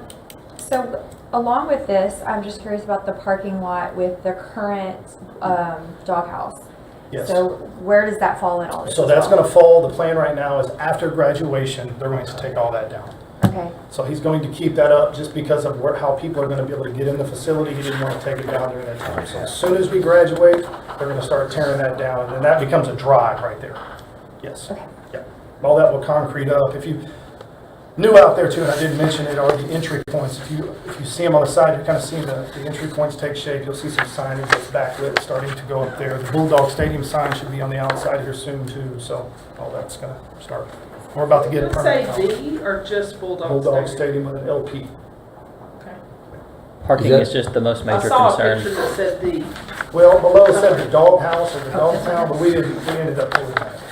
Okay, maybe that's. Is that the LP that came off the old? No, sir. This is a new one. We We're still gonna have put one? that somewhere else.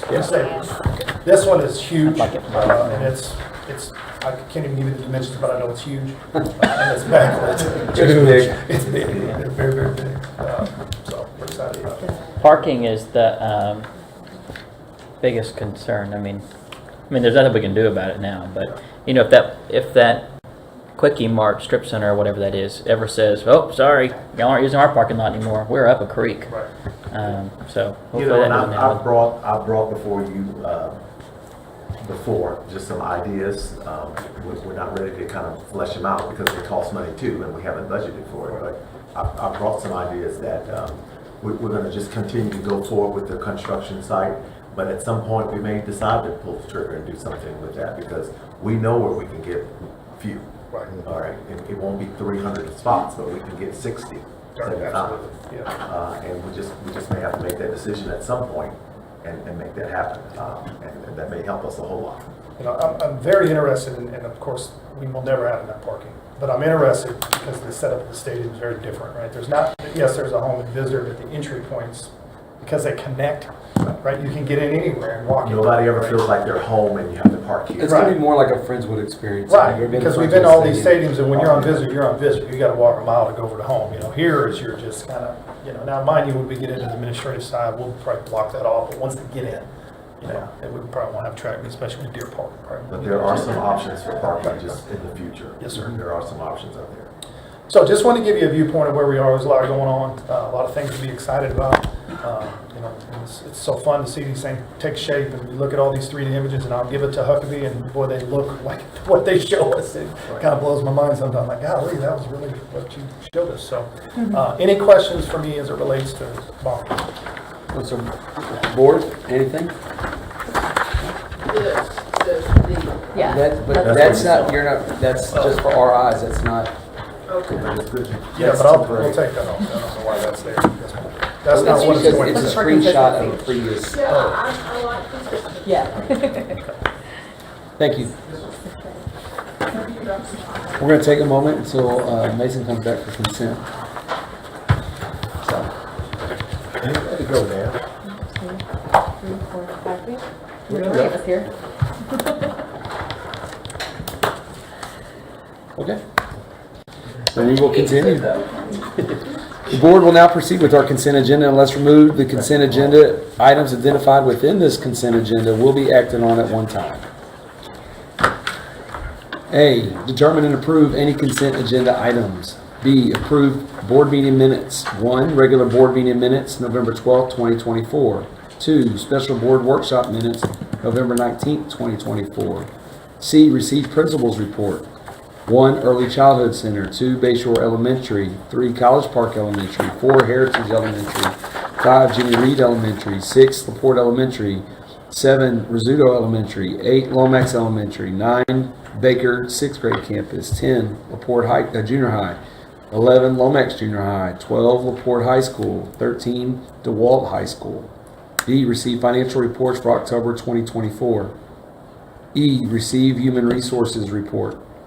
Approve F, approve budget amendment. G, approve employment of professional staff. H, approve proposed 2025-2029 House Bill 3 board goals. I, approve proposed 2025-2026 instructional school calendar. Hold, please. J, approve purchase of chiller replacement at LaPorte Junior High.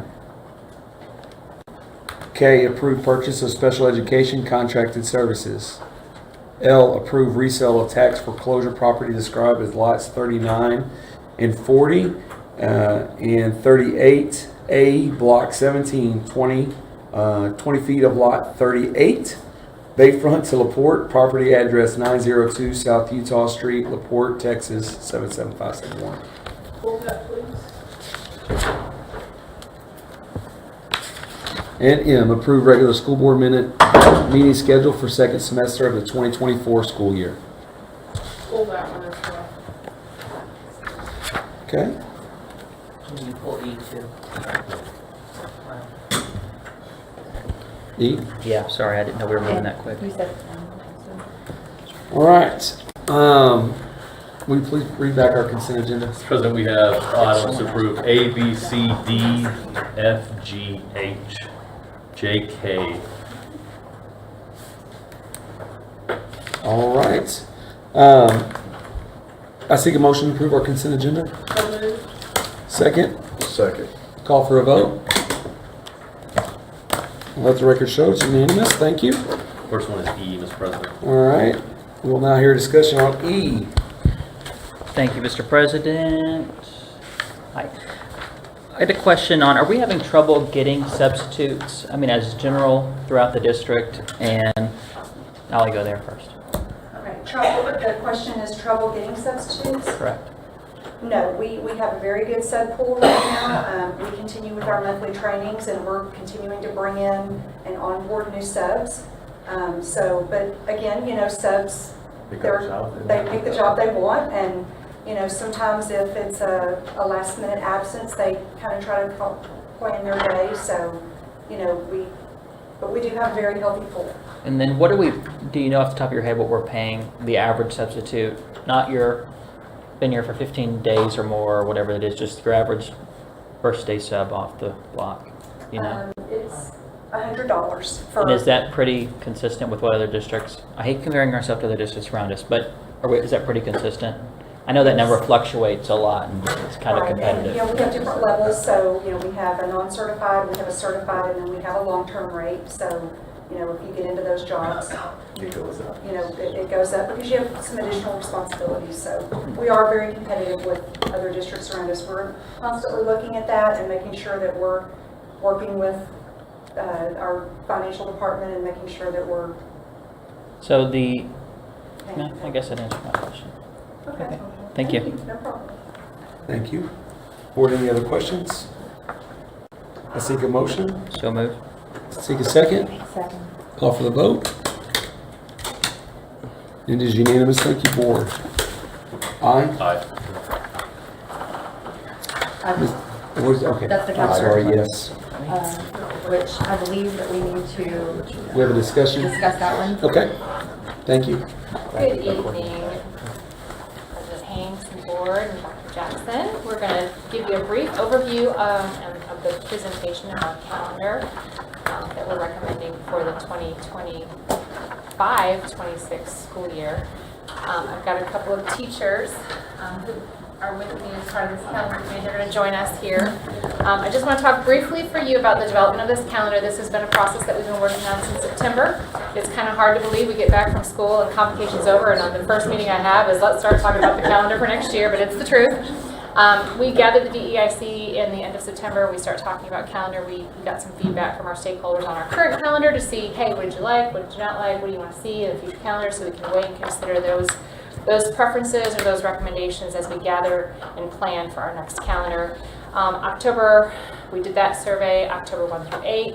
We met again the end of October and then developed a draft based on that feedback that we got on our current calendar. The first part of December, we sought stakeholder calendar preference via a survey. So we drafted 2 calendars and we sent them out and said, hey, give us your thoughts on which do you prefer. After much debate in terms of forming those 2 draft calendars, we met on December 2nd to review those final preferences from that survey. With our calendar committee from DEIC and to come up with final recommendations. And so today we are here to talk about that recommendation and our rationale behind the recommendation. So I've got 2 esteemed members of our DEIC calendar committee. I'm going to introduce to you Ms. Toni Horak. She is a first grade teacher at Bayshore Elementary, and Ms. Keisha Crawford, and she is a science teacher at LaPorte High School, and they are going to talk a little bit about the recommendation and the rationale.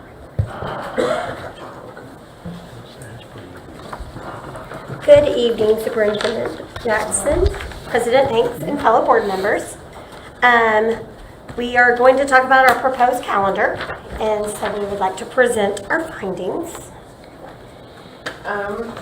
If you look at the calendar that's proposed, as she mentioned before, we met several times and the committee got to finalize the final 2 options in which we sent to our community.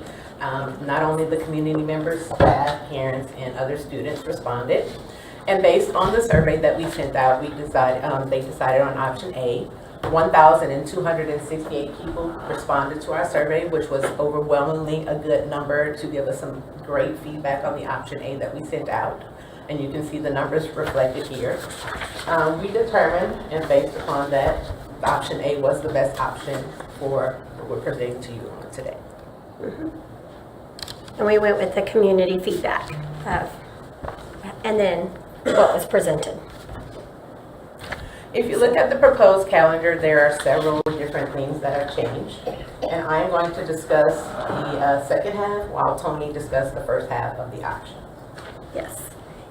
Some differences in this year's calendar versus last year's, the proposed calendar versus what we have now is our new teacher pre-service dates is this past year we've had 2 pre-service dates and we decided to opt in for 3 just to get the new teachers more training before everyone comes back on board.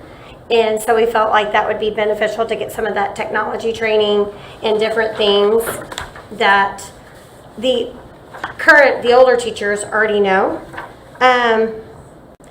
The teacher in service, we have August 4th through the August 12th with school starting on August the 13th.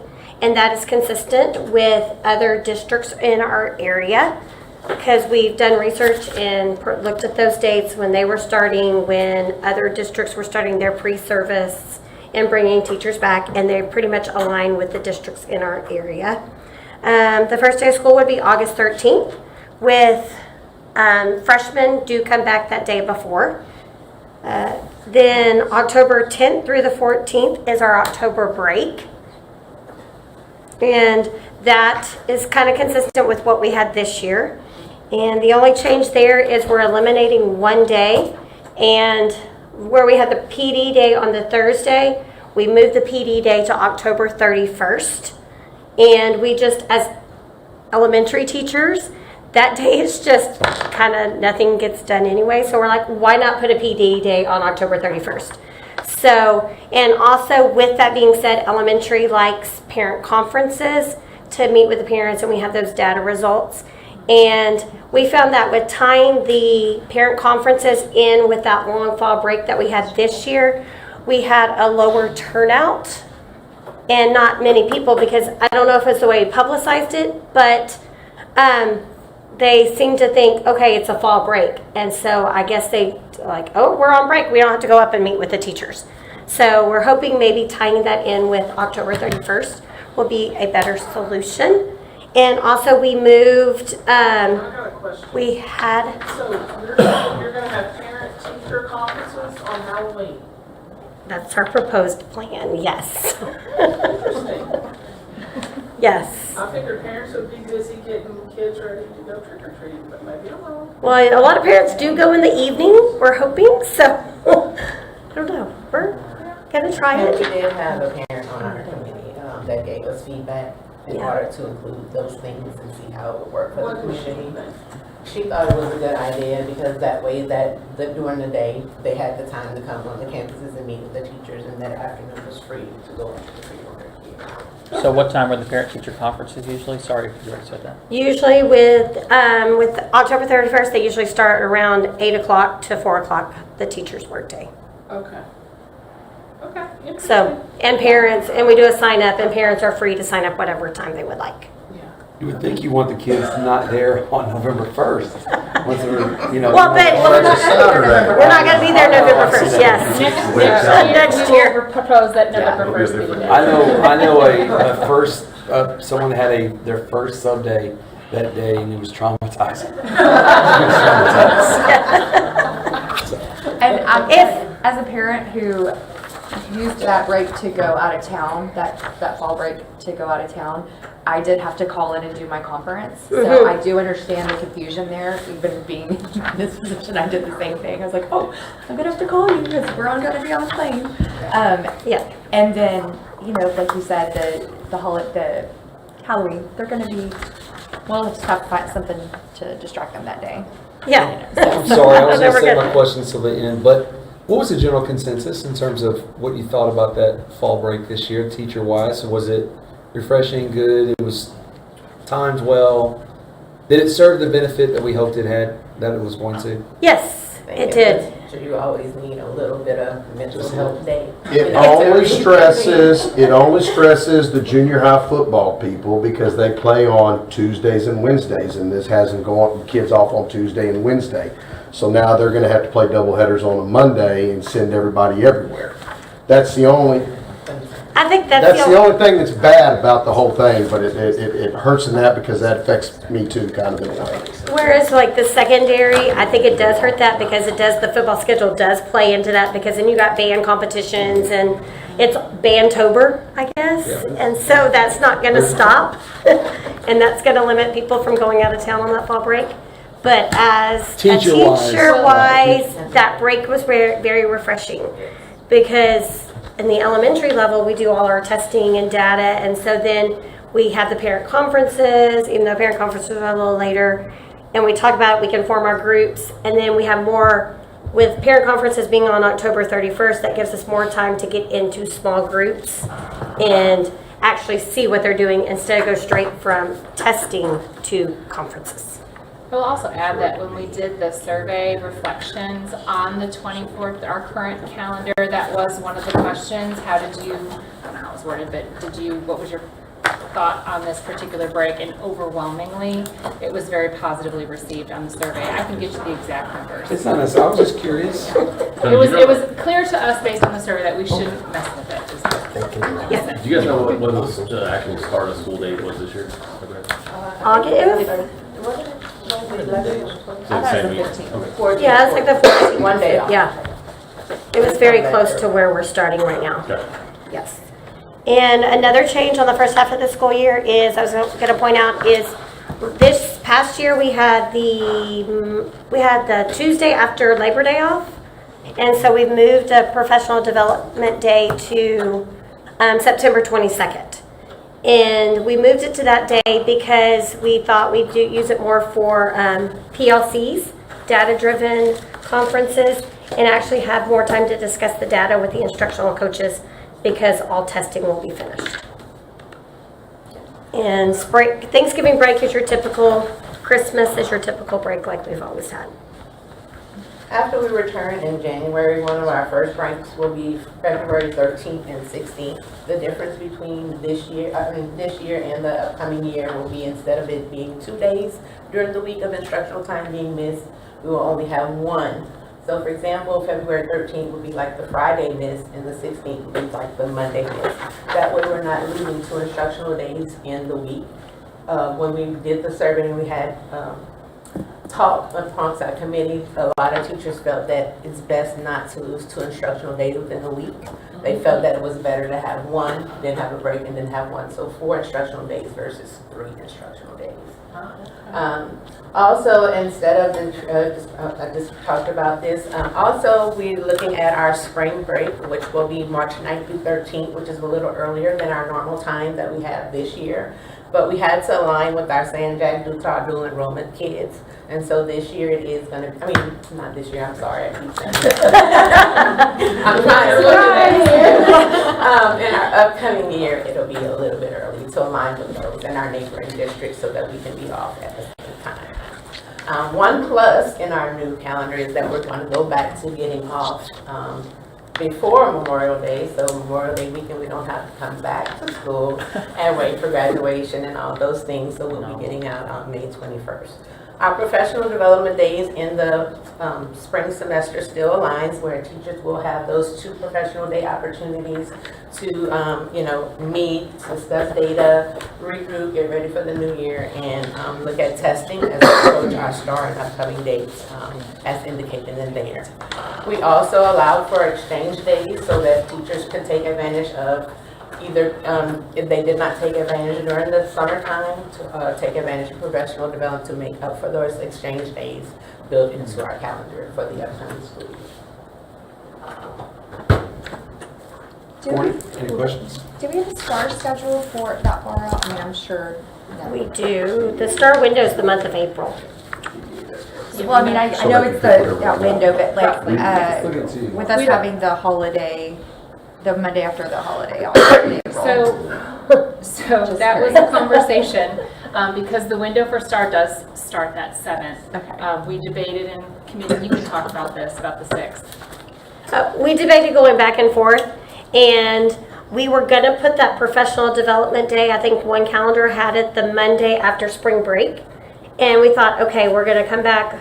We have spring break, and then professional development day will be the Monday after spring break. And we thought that would be a good time to do star prep, plan things. And our parent on the committee was like, oh, we don't want our kids for one more day. And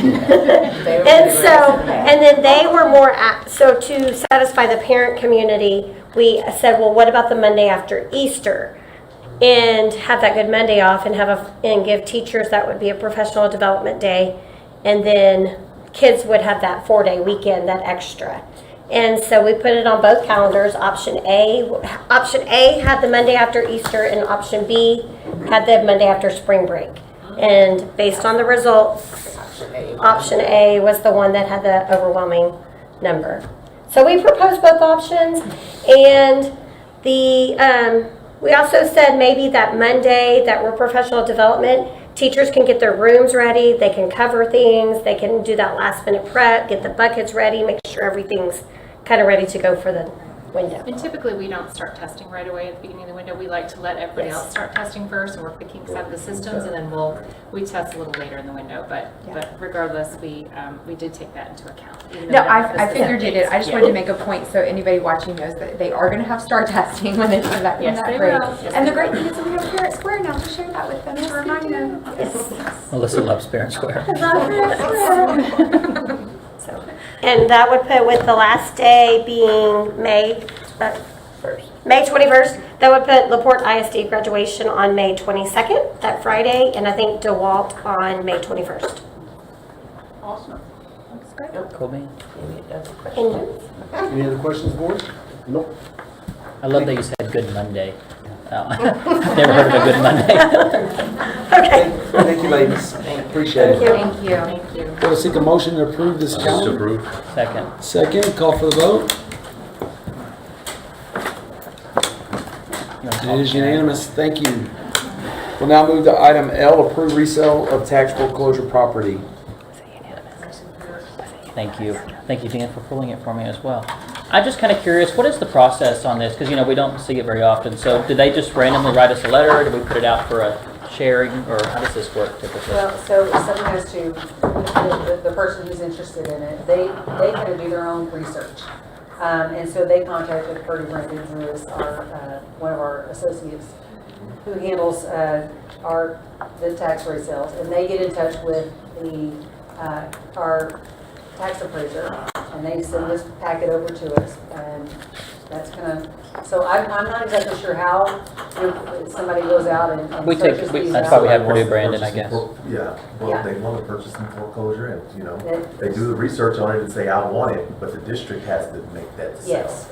Only the district has the power to approve that or deny it. Yes. And so this doesn't go to the city at all, just the No, district? this is only the district. Do you, you may not know this question, but do we have any other properties similar to this one I do not know, but I can find out. Yeah, I'll let you know that.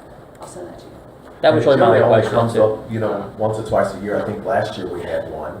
We did. Oh yeah, that was odd. And then Yeah. I think there's So been a couple of them this is since a I've gentleman been- that lives in LaPorte. He is. It doesn't happen often. No. Because Purdue Brandon does a good job Crazy of bird. really collecting and working through all Yes, of sir. those things to where it doesn't really get to us that often. Yeah, this one seemed pretty good.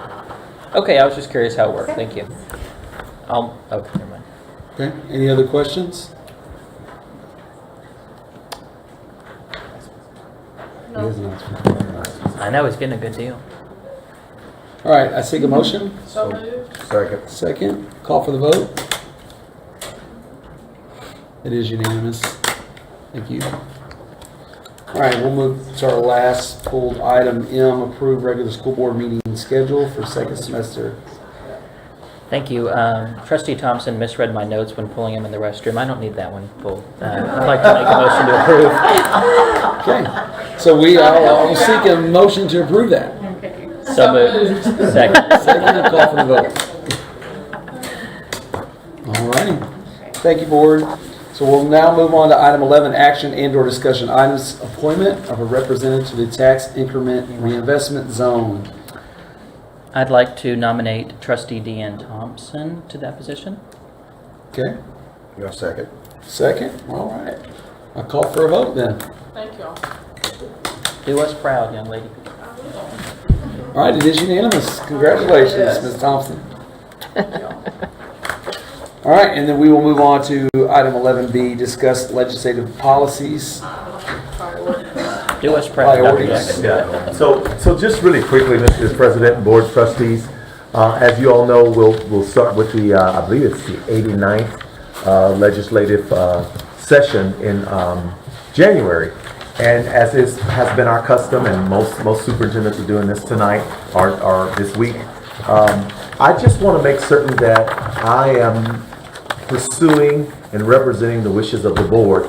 I've adopted some things and I've drafted some things. I've shared them with you and you have them before you. And I just want to make public the things that, you know, there are going to be opportunities for myself and board members and you to testify before the legislature at times. And I wanted to just bring to your attention the things that I and colleagues that I look up to and learn from and their districts are also looking at. So this is certainly not something only specific to LaPorte. There's a couple of items that are specific to LaPorte. And so I'll just go through it. Legislative priorities, and it is certainly tentative because you can give me anything else that you'd like from me. I represent you in this school district, so that's the reason why I want to take a moment to do this. Accountability system. We'd love for the legislature to develop an accountability system that places less significance on STAR and incorporate local priorities and frequent data points to guide classroom instruction throughout the year and less stress and pressure upon school districts. And I think every superintendent and teacher and principal and board of trustees would agree with that. Under school finance, increase the state's basic allotment. I've talked a lot about this with the board to meet the national average and address inflation-related costs since 2019 for salaries, insurance, and operations, as well as the reduction in federal funding. We realize there's been a massive reduction of federal funding as well. And there's statistics out there that said if the state were to really catch us up to inflationary costs, it would be basically another whole $1,000 per child. We currently are operating on $6,160 per child. That's your basic allotment. And if we were really to get back funding for all of the things that we've missed since 2019, it's $1,000 a kid. And that's a whole lot of money, and I'm cautiously optimistic that we will get something, but I doubt very seriously that it would be close to $1,000. But we are at a point where anything is going to be better than nothing. Adequately address the lack of funding for technology, student devices, and instructional resources beyond what is provided in the instructional materials allotment. And we know, leadership here in the district knows, that even IMA funds have been depleting and going in the wrong direction for several years. And so this is how we take care of many of those things. And so we want to make certain that we are lobbying not lobbying, but asking the legislators to kind of help us with that. Increase funding for school safety allotment and provide greater local flexibility for that.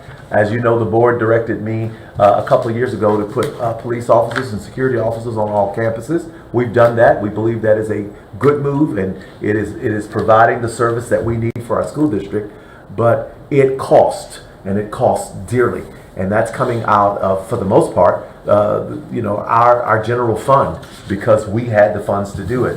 But there are a whole lot of districts that did not follow suit with that because they didn't have the general funds to do it. And so we should not be penalized because we had the money to do it. It should be across the board taken care of.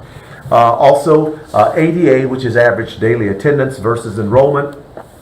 We're asking the legislature to develop a school funding formula based on enrollment rather than average daily attendance, as we receive our dollars now based on average daily attendance. So we can have 7,200 kids in the school district, but if our average daily attendance is 6,700, that's what we receive the dollars on. And so if it was the enrollment, clearly that would just be additional dollars for the school district. And as much as people say, well, you ought to make the kids come to school. Well, we certainly ought to do our best to get the kids to come to school, but that's also a parental right and a parent's choice to get those kids here. So there's just some things our hands are tied with. And so we should not be penalized for the things that we have no control over. Fund the state required full-day pre-K programs for all students through the basic allotment. We just believe, and I believe, and we believe as educators, the sooner we can get kids in school learning to read, write, and to learn how to be good citizens and productive citizens, the better they are. When we get students in the first grade or kindergarten and they've never been exposed to phonemic awareness and all of the things that we work on, and just basic reading skills, there's a statistic out there that says a child from a middle class or upper middle class family comes to school with 1,500 word vocabulary, where a child in poverty comes to school with 400 words. That's staggering, and so you can already see where the gaps, I mean, before you start school, there's a gap in learning, because there's some things that happen at home or that don't happen at home. And so we're just basically saying, if we can get them earlier, we can probably help them earlier. Special education, increase special education funding formulas to provide reimbursement for each student evaluation completed annually by school districts. Special ed needs additional funding, period. Special ed needs additional SHARS funding, period. Special ed needs additional supports, period. And we know that, and we want to certainly press our legislators, our local ones, and committees to do a better job at that. Fund specific eligibility categories, including autism, emotional behavior disability, and multiple disabilities. We just need additional help with that. It's not apropos for me to do it tonight, but it's a staggering amount of money of a child that we pay to go to another facility, a day facility, versus keeping them in the district. The dollars that are spent and that leave our district to do that, and we gladly do it when we have to do that, but the dollar amount is staggering. The average person that doesn't work in education would just be flabbergasted by the dollar amount. And so we just need additional federal and local state funding to support us in that. Fund-related services, including speech, occupational therapy, physical therapy, vision impairment, orientation and mobility, and behavior support. I'm just not leaving any stones unturned. Okay, and so I'll have sheets like this when we go into our senators and our representatives' offices, right? And I'll have this for you, board, and I'll also have some other things from our organizations that even do a better job of winnowing down some things for us. And then clearly the last is teacher recruitment and retention. Adequately fund certification pathways and scholarships that enable school districts to recruit and retain educators and grow educators too, specifically in shortage areas such as special education, bilingual education, and secondary education. We certainly would like to ask that they would remove the core content certification requirements for self-contained and special education classrooms. Do I have any finger snaps out there for that? All right. So these are some things that we are doing. And then certainly last but not least, we would like to strongly press legislators to allow recapture districts to retain 75%. That's wishful thinking, and I know that. That's wishful thinking, but you have not because you ask not. But if we could retain 75% of our funding and not have to send all of that back to the state, we wouldn't be having these conversations asking what can the state do for us, because we would be able to do it for ourselves.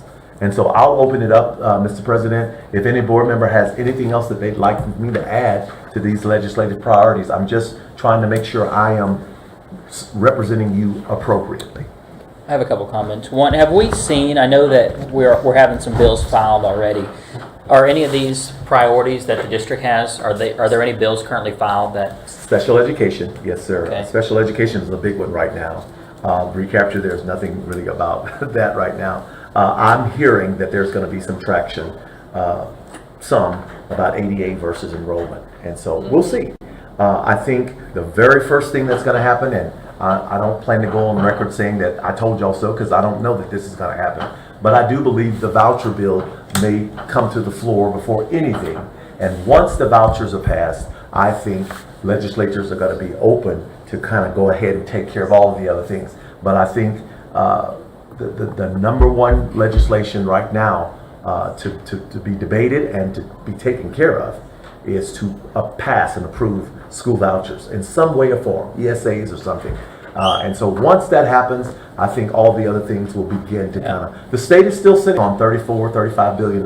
Yeah. Because they didn't give it away. So Right. that has happened, and I don't know where it is, but there even may be some interest added to that.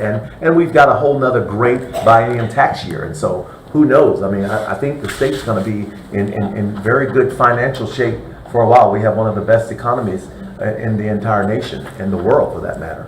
And so I'm optimistic. I feel better about this legislative session. I have no doubt that vouchers are going to be passed in the next session. But I also think that, I know this board has talked about it, and we're planning to have an active role in Austin this year in the legislative session, which we should. But, legislators only get a certain amount of days when they're in Austin. 149. And they get 3 times more when they're not in Austin. Right. And they all have availability to talk to us. So while it's great that we go to Austin and legislate, it's also important these next few weeks that we grab them and have some time with them at home. And going and sitting in a legislator's office isn't how business is done typically. Jeff hit on the point too. This is done based on long-term relationships with these legislative members. And if you can manage to, we may not get what we want this first year, but 4 years down the road, after we become great friends with these people, we may get what we want. So I think we need to play the long game and be able to give and get. We may not love vouchers, but it's gonna pass. They're coming. That's right. We might as well. We've heard it before. We might as well get what we want if they're going to get what they want anyways. So play the field, and we need to work on those relationships with our legislators at home prior to going to Austin. So I hope we can do that. Because I can doubt there's a bill filed right now that says recapture districts retain 75%, and it's going to need to be filed before January when we go to Austin. Right. So if that's something we want to work on, then we need to work on it now. Phone calls and face-to-face conferences. And I think everybody's willing to do it. Yep. Good job. Board, anything else? I think this is a great list. I do too. And I think you can't overstate the impacts the ADA versus the enrollment would do to an operational budget. It'll be a game changer for us. It's so difficult in the private sector. You build a business and you've got a budget and you build it to sustain that budget, and then you only get a portion of your revenue because a portion of the people show. It's very, very hard. It's definitely a flawed model. So I think that would pay huge dividends. I hope that gets traction. It doesn't seem like there's a whole lot of give there. If they can do that, it's such an easy but impactful change. So I appreciate you taking the time to prepare that, and so I'll keep our fingers crossed. I'd like to just say, for anyone who thinks that when we're talking about the school funding portions and the dollar amounts that impact our, anyone who gets discouraged when we talk about money in education and the dollar amounts that impact from attendance and things like that. That is not for us to make more money as a school district, okay? I want to make that very clear because there have been some comments lately just, in different places that have said, that's so you can get more money. That money directly impacts our students. That money directly impacts the classrooms and benefits every student in our district. So we are going after what our students deserve, not so we can line our pocketbooks or line anyone's pocketbooks. And I just wanted to make that statement very clear. Well said, ma'am. Anything else? All right, we'll move to item 12, action on closed session items. We do not have any items. So we'll move to 13, comments by the Board of Trustees. Superintendent, who would like to take the floor first? Russell. What? Comments. Not much other than the fact that it's a quick semester. I hope y'all have a good Christmas, good break off. The last 2 weeks have been really remarkable watching LaPorte play and seeing the stands filled with orange.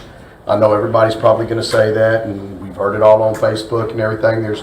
But Coach Bernethi did a great job this year. 4 rounds deep is nothing to shake your head about, and just hoping that some people see that the grass is a lot greener over here now, and we'll come back. It's fixing to get green from LA West. Absolutely, in 2 weeks. No pun intended.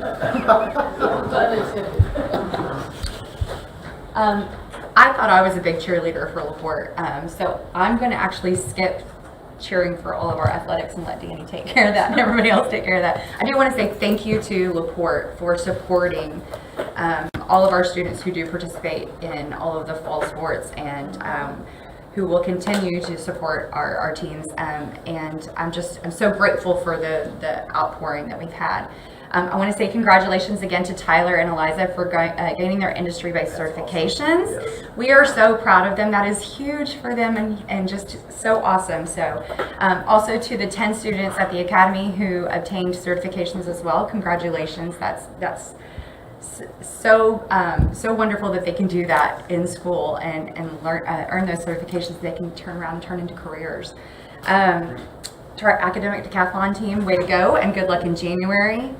And tomorrow night, Baker Band is performing. I wanted to give a shout out to that because if you saw their performance at Main Street, you saw a lot of jingle bells and a lot of variations, and I was assured it's going to be a broader assortment of music. So if you get the chance to watch that, I look forward to that myself. So have a safe and blessed break, everyone. Just enjoy it. Ms. Thompson? I wish everybody just the greatest of holiday seasons. I hope it's a great mixture of rest, relaxation. Oh Lord, this microphone. Anyway, I hope it's a blend of celebration and rest and relaxation for you. For anybody who is out there watching our meeting this evening, if you would like to get a little holiday cheer in your life, go to lpisd.org and look on there, and it shows all the different performances that are going on. So there's lots of opportunities to treat yourself to a great holiday performance. I'm particularly looking forward to the ASL on Friday night. I love to go to the sign language performances. So I'm really proud of our decathlon team. Enjoyed our Rizzuto performance this evening.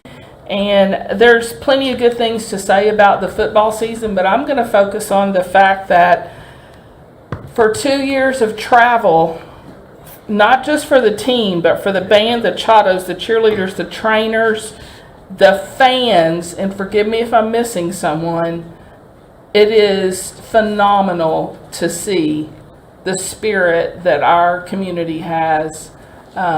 And I hope all that continues. And it's just been a great season, and kudos to all those coaches and mentors of all those students. And that's all I got. Hey, there is one person watching. Ryan just texted me and said he's watching. Tell everybody you said hi. Okay, hi Ryan. Okay, go ahead, Mason. We just found out Ryan doesn't have a life in college. He's watching. I know that because I was watching these meetings. Well, maybe he'll be you in about 4 years. There you go. If you know me, I don't have a lot to say right now, which is shocking, but I am extremely proud of our town. You know, if it's football, if it's football that brings us together, then that's what it is. And our town came together fantastic for everybody. And thank you to the band and Chatos and cheerleaders and everybody who participated in that. So thank you. To our last point that we talked about this upcoming legislative session, you know, I think it's going to be good for public schools. You know, whatever your thoughts are on vouchers, other than that, I think, you know, those people are going to get what they want, and then I also think that, you know, we're going to get, public schools are also going to be taken care of, if I had to guess. And so I'm looking forward to a great 2025, and I think if we all stay optimistic and work hard, that we can continue to do great things in the port and the state. So that's all I got. And that is the plan. Well said. I'm not going to just talk about sports. No, I'm joking. I'm kidding. To piggyback on what Mason said, you know, the sports are just the vehicle that really kind of put focus on where it needs to be. And I think what you saw were a lot of stories of self-growth. I saw a lot of perseverance and people overcoming adversity. But really the town's rally, the rally cry was the most impressive part. You know, being in the stands, that was great. But there was nothing more satisfying and rewarding and inspiring as coming home after a loss and seeing, a couple thousand people lining the streets in the rain, welcome all those kids back. That's what it's about, and that's what it was always about. So it makes it a lot easier when you're winning. And Coach Bernithi and his staff and those kids did a great job of doing that. But it took, the enthusiasm of every other participant too. Over 400 kids participate in Friday Night Lights every week. And those coaches work 7-day weeks since July. And those kids, the other day, I went up to go pick up speakers, and the trainers are there at 8 o'clock in the morning. They got the music blaring, and they're just packing their stuff and then going back to the Childo gym, and the same kids are unloading at midnight. And that's where you learn work ethic and you learn all these different things. So that's the value of sports. But just the spirit of LaPorte was alive and well and on full display. And that was the best part of it all. I do want to compliment, commend, and thank Rizzuto for the entertainment. And then our nutrition department for the food. It was fantastic as always. Good job there. And then just to wish everybody a very Merry Christmas and a Happy New Year. I hope you get a lot of naps. I know you're tired. You've earned it. But we are doing some remarkable things here. We truly are, and you're touching lives. And don't ever forget that. So we appreciate you, and this board is available to you anytime. So please don't hesitate to reach out. And with that said and all matters discussed,